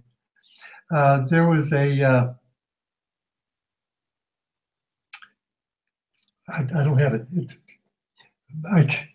I'm sorry, I should have pulled this up. The video I sent you, Ramola. Mm-hmm. Jill Bowles Taylor? Yeah. Yeah. Do you want me to pull it up? TED Talk. Yeah. I don't know whether we have time to show that, but we'll list it below. It's a video of a person who, she's a brain scientist. I mean, she's a neuroscientist. She's not a consciousness study. She's hardcore, let's look at that brain.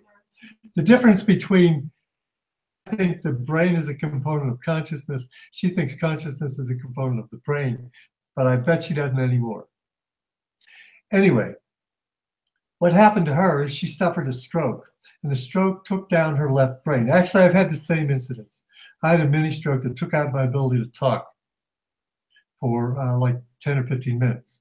And although it was shocking, it was absolutely fascinating because I could feel the words piling up in me. I was still having the thoughts, but they wouldn't come out. Jill has a more comprehensive, she went through a full bone stroke and it took out a lot of her left brain functioning. She talks about what it's like to just be forced to be in your right brain and what her existence was in that right brain. She couldn't conceptualize herself in this tiny physical body. She felt like she was part of the whole environment. And that's actually, in consciousness development, that's what happens when you climb the ladder. You become less identified with your body and more identified with groups, living beings. Eventually, I haven't got there yet, the whole cosmos. So, I'm sorry I used the word cosmos. But anyway, so that's why I like to try to start. Mindy and I are going to put together, we're going to try to find little training modules that'll teach you about consciousness growth, some of these different Eastern practices. I'm sure there are some. Creativity, ways to foster creativity. And, you know, we can work on those things and you can take these modules, learn, try it. It's not a quick fix. You're not going to be able to unlearn your left brain conditioning in a week or 2 or 3 weeks. It'll be a little by little. But here's my theory. My theory is that you're being squeezed like a wet cake of soap.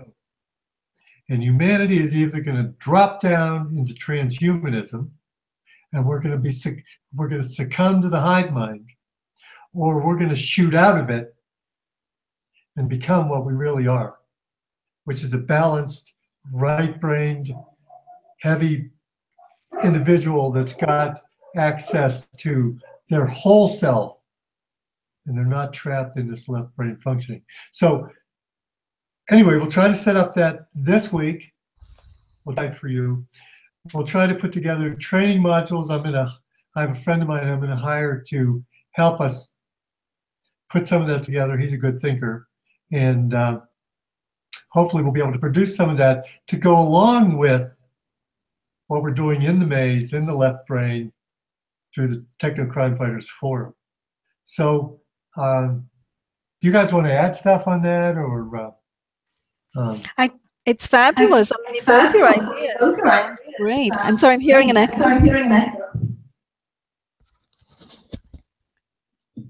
But all I wanted to say,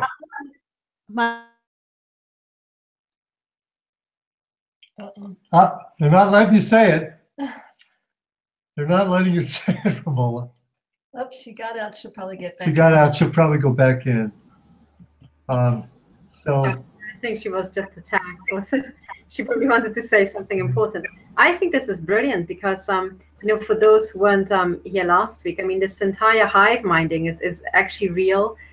People are, you know, having chips implanted and hooked up to a supercomputer that works their brains non-stop. So anything we can come up with to actually break out so that we can shut this down is very important. Sorry, Ramola. I was just filling in for you.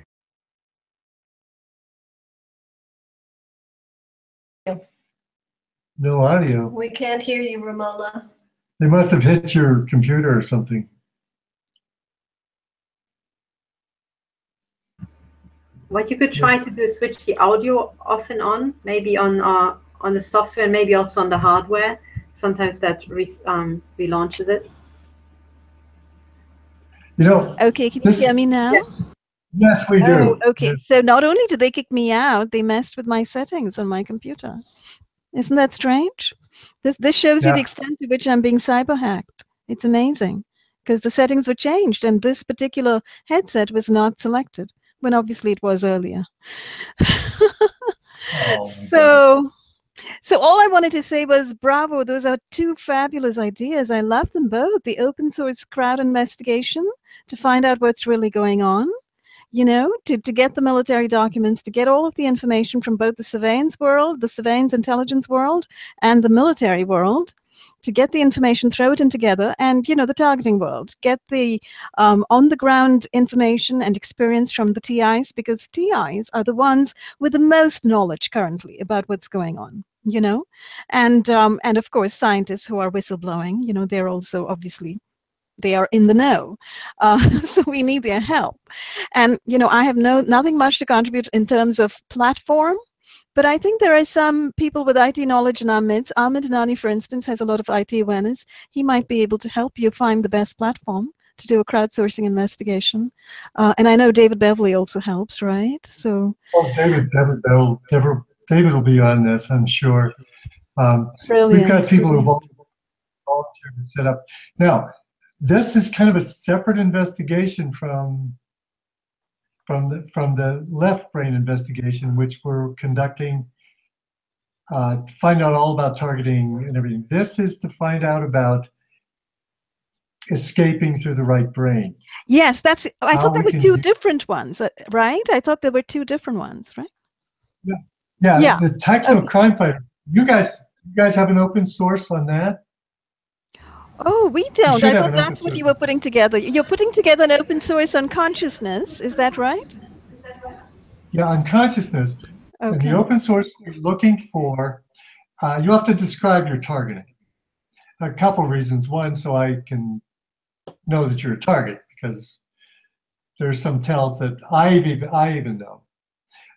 Two, what type of program are you in? Are you in one that's more street theater with a little bit of energy weapons? Are you heavy energy weapons and heavy? And then we've got Millicent, who's been in the program for a long time, that's got chips, and there'll be different ways to get out. I'm already working one-on-one with Millicent to take baby steps to try to get her free so she can enter her right brain more easily. But what I want to know is what's going on with you and what you found that works. And I'm sure it'll be like I was a meditator before this, and I've got more heavily into it. And while I'm meditating, they're not attacking me right now. What type of meditation are you doing? It seems to work in this program. So this will be great information. You'll be able to match up your type of targeting. Several people who have ways of climbing out of the maze into these escape. I guess I'm finding escape mechanisms. And they're going to be, I think they're going to go along with the ancient teachings, the ancient gurus, the people who have escaped the matrix down through the years. And a lot of those are tried and true practices that haven't been part of our society. In school, we don't learn, we learn to play sports. We learn to compete. We learn left brain. We don't learn how to go to an art gallery, sit in front of a painting, and lose yourself in that painting. I mean, that's not part of our education. Should be. But so that's what I'm looking for. I'm not looking for energy weapons here. I know we're gathering a lot of data, and Ramola is publishing stuff on energy weapons and patents. I just got a list of patents come from Eric Karlstrom. He's investigating that. He's got that pretty much under control. What I want to find out is how we can get out of this through conscious expansion. And I know we can. And what's really great and what's really a gift to us is that all four of our Techno Crime Fighters have extremely sharp left brains, but they all have evidence that they have strong right brains also. I mean, with Ramola and her writing and her creativity, with the amazing stuff that Katherine comes up with.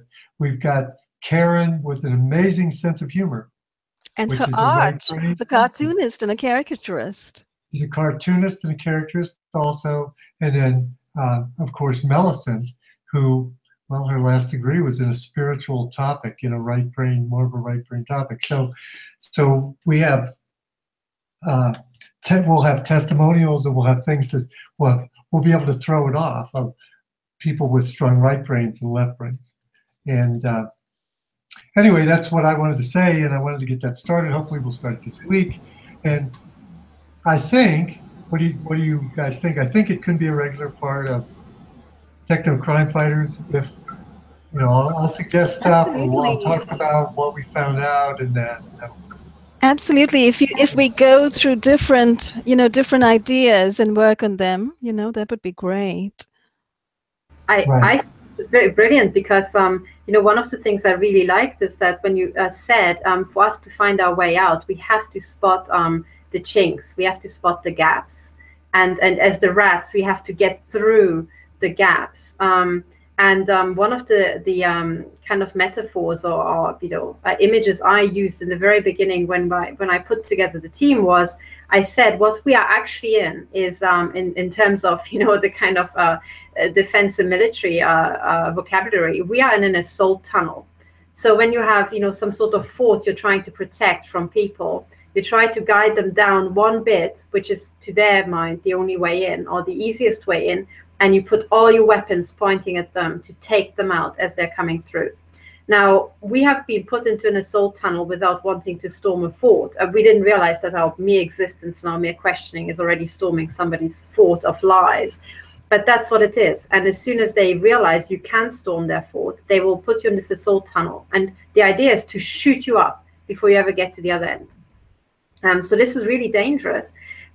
And when you're in an assault tunnel, you have only two options, basically. I mean, number one is you must never stop. If you stop, you die. That's the whole point. So you have to move quickly forward as quickly as you can. And then you have two things. Number one, you have to, as you're moving forward, you have to take out every single assault point going forward. You have to attack it, ideally take it out for the people who come behind you. And second of all, you have to look at ways out, at the smallest gaps, And that's part of looking for ways out, because people are hooked up to this supercomputer, and it's very powerful. So anything you can show us, Paul, will be a lifesaver. We need to regain our mind. I want to say something that's going to sound really.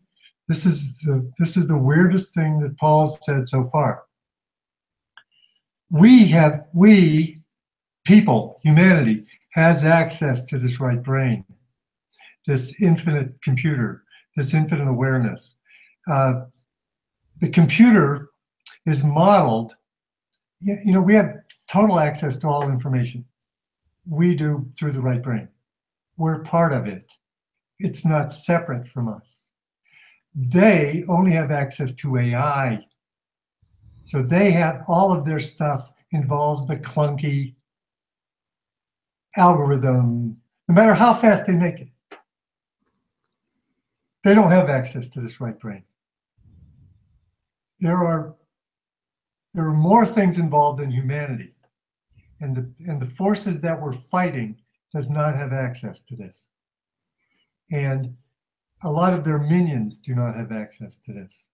So this gives us a weapon, if you want to call it a weapon. I think weapons are lethal. This is not lethal. This is love.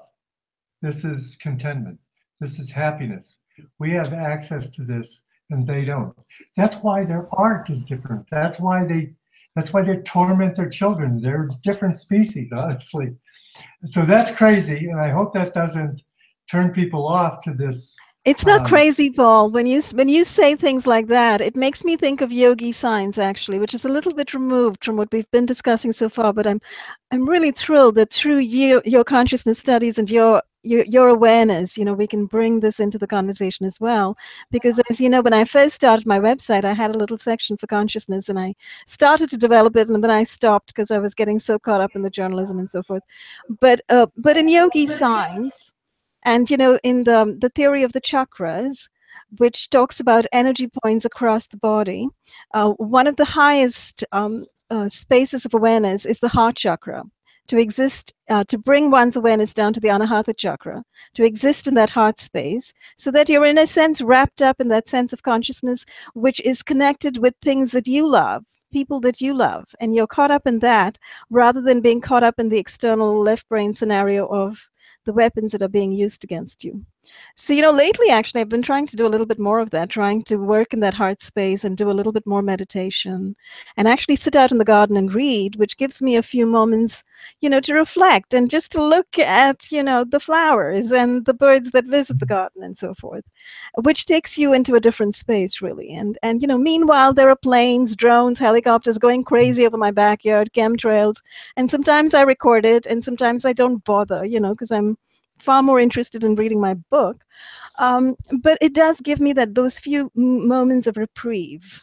So I kind of know what you're talking about, and I kind of always relate it to yogi signs and what the yogis say, about getting into heart space and existing in a state of, they say love for God, which is about meditation, where you try to reach God through meditation by entering that quiet space inside of you, and allow for a space where God or heavenly peace or whatever enters you and comes toward you.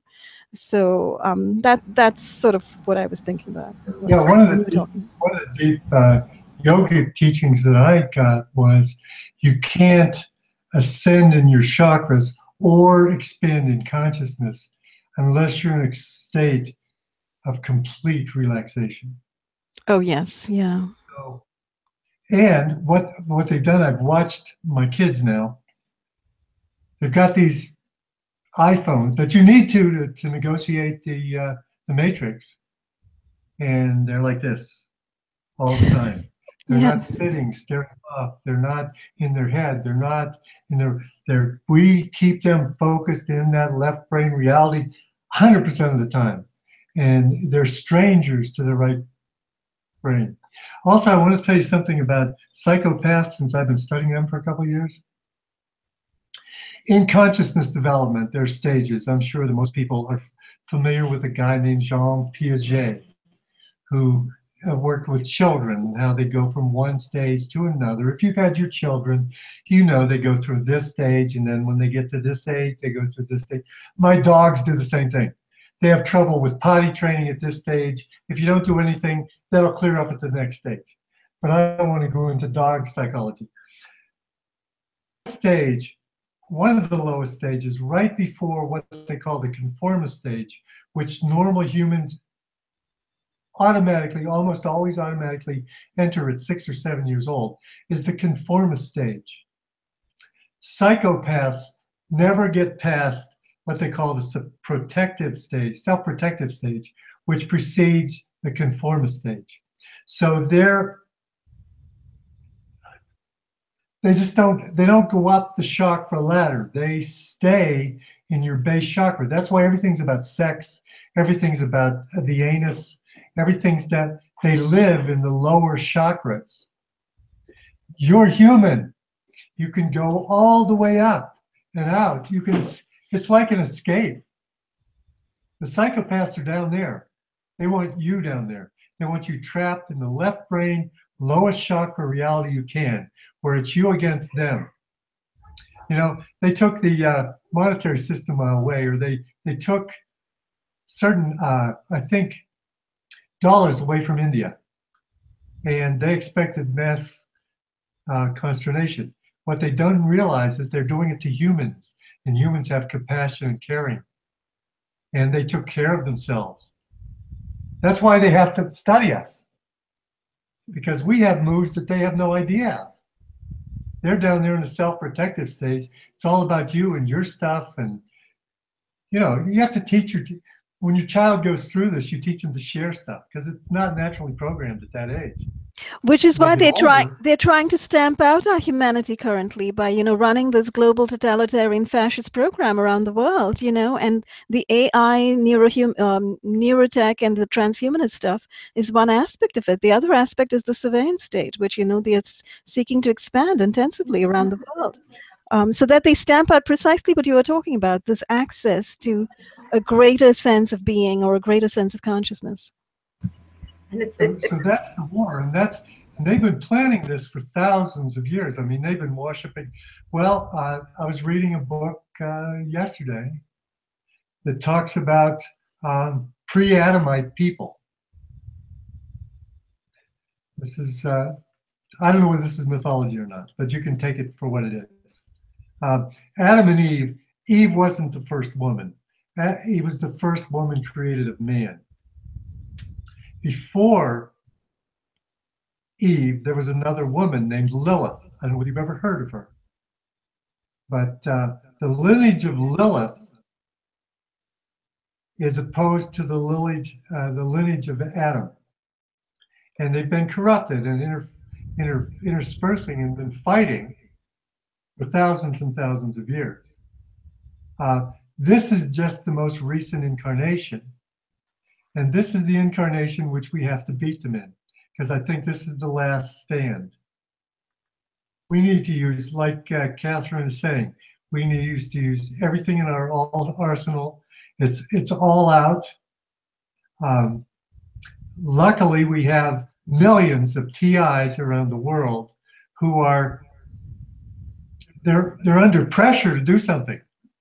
We've got like a bunch of people who are, they may not have wanted to wake up, but they were tossed in the rabbit hole. And if we can work with them, I think we have a great start to, that's the way I look at it. Maybe it's too grandiose, but I think that's where we are. I think you're absolutely right, Paul. I think that's exactly spot on. And you know, we talked about earlier about how urgent it is that we all find the chinks in the armor, that we find the and so on. And you know, I just became conscious of the time, but I also want to just, for my part, just briefly take literally a minute and a half or 2 minutes to actually finish off something that ties everything we said together. Because we started talking about psychology and how it's used in the media. And then, you know, we talked about the corruption of the media and how they're covering up horrific crime and how they're presenting a false image, and a false image that entirely engulfs you and entraps you in various ways. And then you talked about consciousness and how to get out. And one of the things that I've actually I was burning to share it on the show today, and I know that we're overrunning, but I just want to show you something because it's something that blew my mind today, and I don't know what to make of it.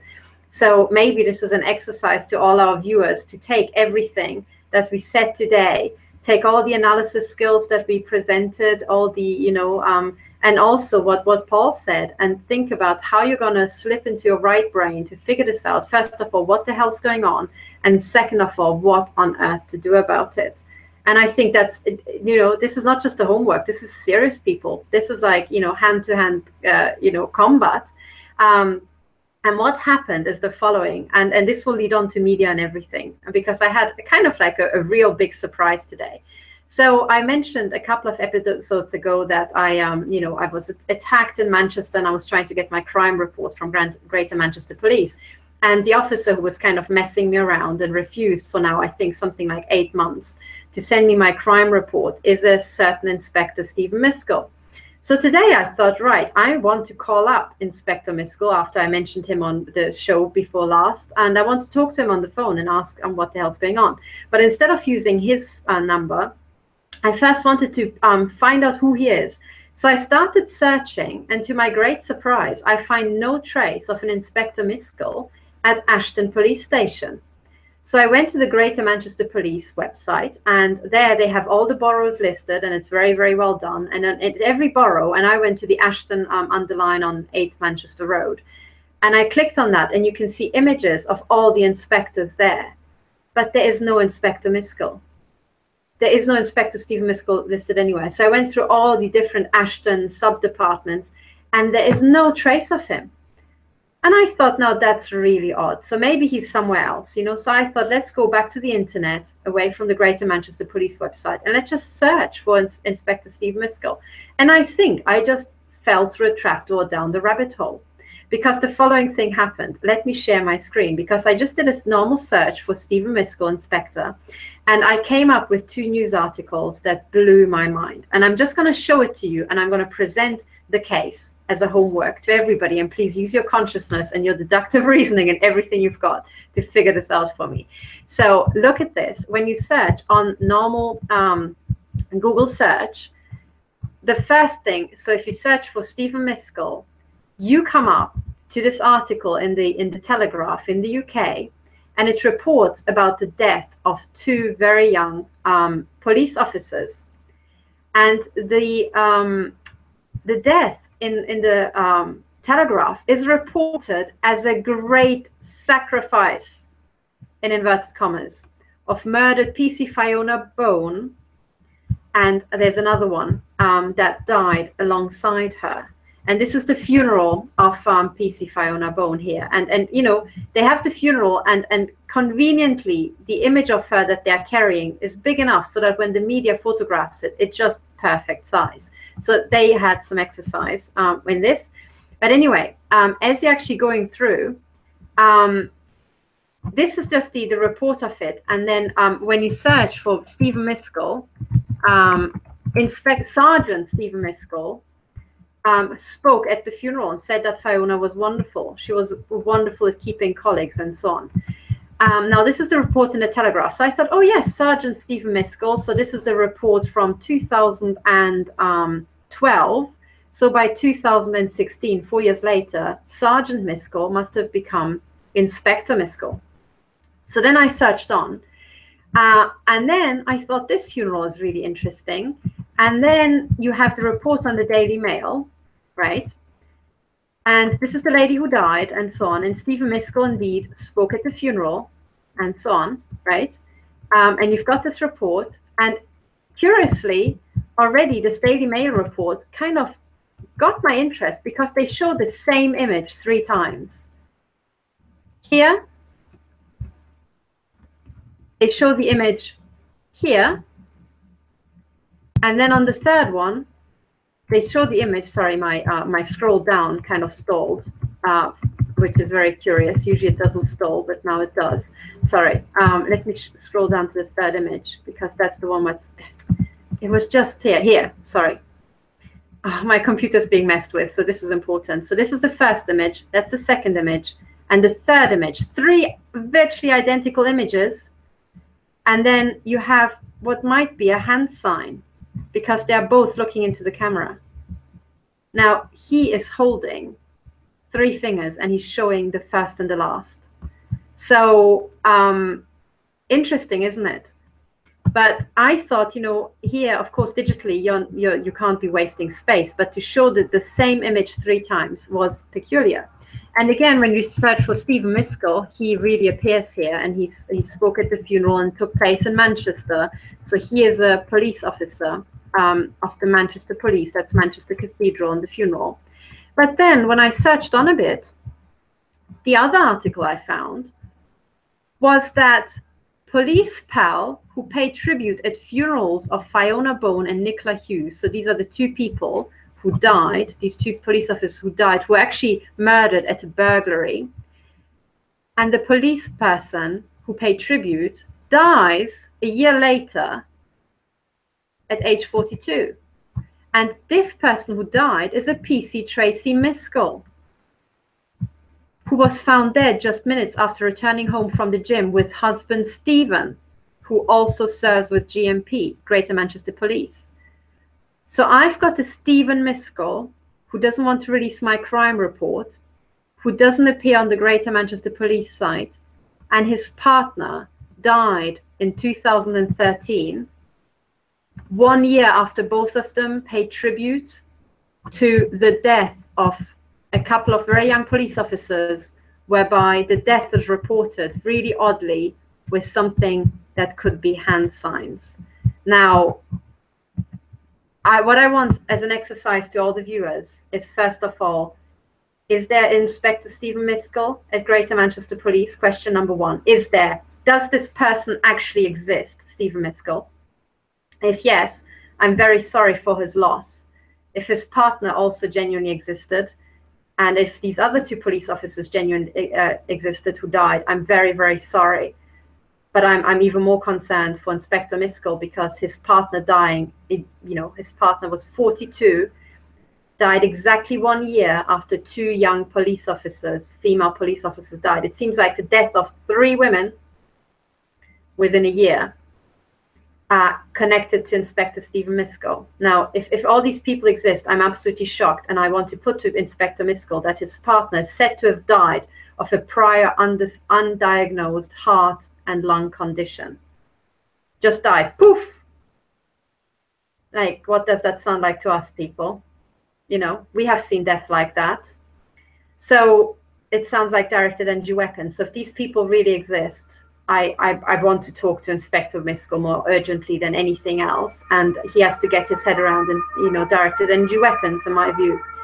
Now, the alternative, which I don't know, and that's why I bring up the hand signs and the same image 3 times. And the last image is like this, right? So the fingers that are shown are this, right? So on the other hand, what if it's all fake? What if these 2 police officers of the great sacrifice is just a show? It's just fake news. And then the other person who's paid tribute just goes poof and disappears from the scene. And then what if this entire thing is just a show and these people didn't exist? Would that explain why Inspector Miskell doesn't appear on the website of Greater Manchester Police?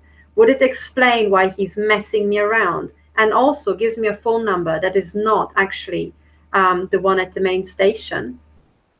Doesn't reply to my text. And could it be that Stephen Miskell is actually a code name, one of these fake IDs that everybody at Greater Manchester and everybody in the media knows is a fake Manchester police officer? Could this be the case?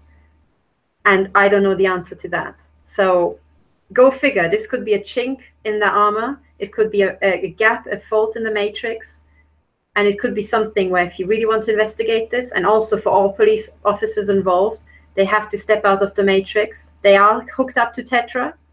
So they will have to actually listen very carefully what we have got to say, and especially what you've got to say, Paul.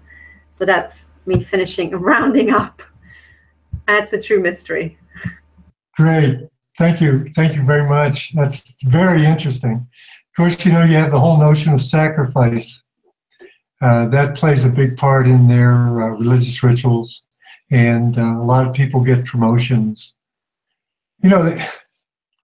It's a deep rabbit hole we're into, and I'm happy that everybody's following us, and the people that are in the chat room. Thank you for your comments. Thank you to Katherine Horton and Ramola D. It's always thrilling for me because I get to spend my Thursday mornings with the most fascinating people in the world. So I hope you've enjoyed it. Paul, before we close, could we make a tiny request? Okay. Because this would be a perfect moment, because I think Katherine just demonstrated, possible false flag in action over here. This would be a perfect moment to play your wonderful crisis actor video that you sent around that all of us have been enjoying vastly. Okay, that's great. Why don't we end with that? And after that, we'll just... do you have it queued up? Do you have it queued up? Oh, do I have it queued up? Actually, I don't, but let me do it really fast. Actually, I've got it queued up, but I'm just about to increase the volume. I'm about to increase the volume on my speakers because I think last time the actual volume wasn't high enough. So it's on 100%. So let's see. Can you guys let me know if you can actually hear properly, because I'm not sure if my computer's loud enough. So okay, go. Yeah. I absolutely loved it. So Paul sent around this thing. And where's it? I think it's this one, right? Yes, so, that one. Please shout if it's not loud enough, and then Ramola can play it. Yes, I'll just. This is hilarious. I think like. Oh, this. Hang on. Hang on. Are you in the lead? Are your staged attacks not going as planned? Is this loud enough? No, turn it up. It needs louder, right? Yeah, it needs to be a little bit louder. Then you play it, Ramola, because I think your speakers are better. Oh dear, I need the link again. Oh, hang on, I'll post it to you. Just a second. Let me just stop sharing my screen. And this will be totally worth it, people, because I have to say I cracked up laughing. I think this is this is basically what we've got to say about the media and what to do about it in a nutshell. That's really true. Is it called Harrison Hanks? Oh, there, you've got it. Okay, let me just go to it. Okay, I've got it queued up, so let me share screens at this point, yeah?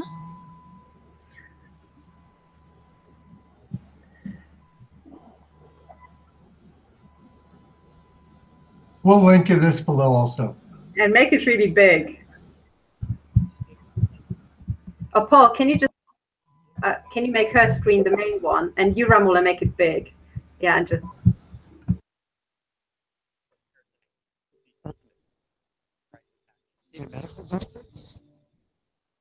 We're not getting any audio. So I guess we probably put the link into the bottom, because I think we should actually do this. It's good for a laugh, and it tells you this person has gone through, and he is very awake, knows what's going on, and he makes they hate to be made fun of. But this is a strength, really effective.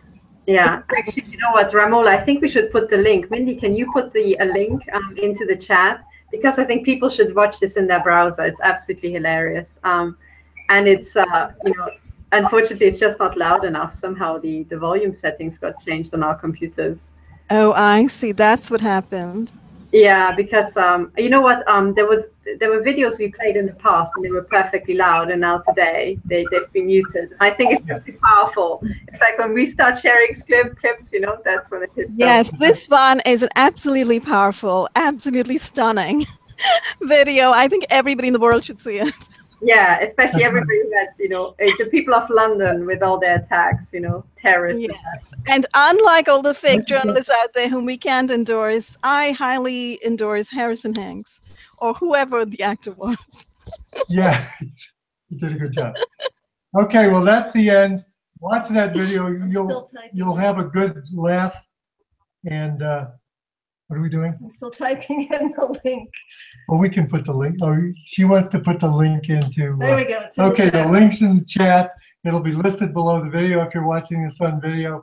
Thank you very much for watching this. We've had a lot of fun, and we have a lot of fun, and we're working on the biggest problem that's hit mankind in a long time. So stick with us. Come back next Thursday. We'll be here.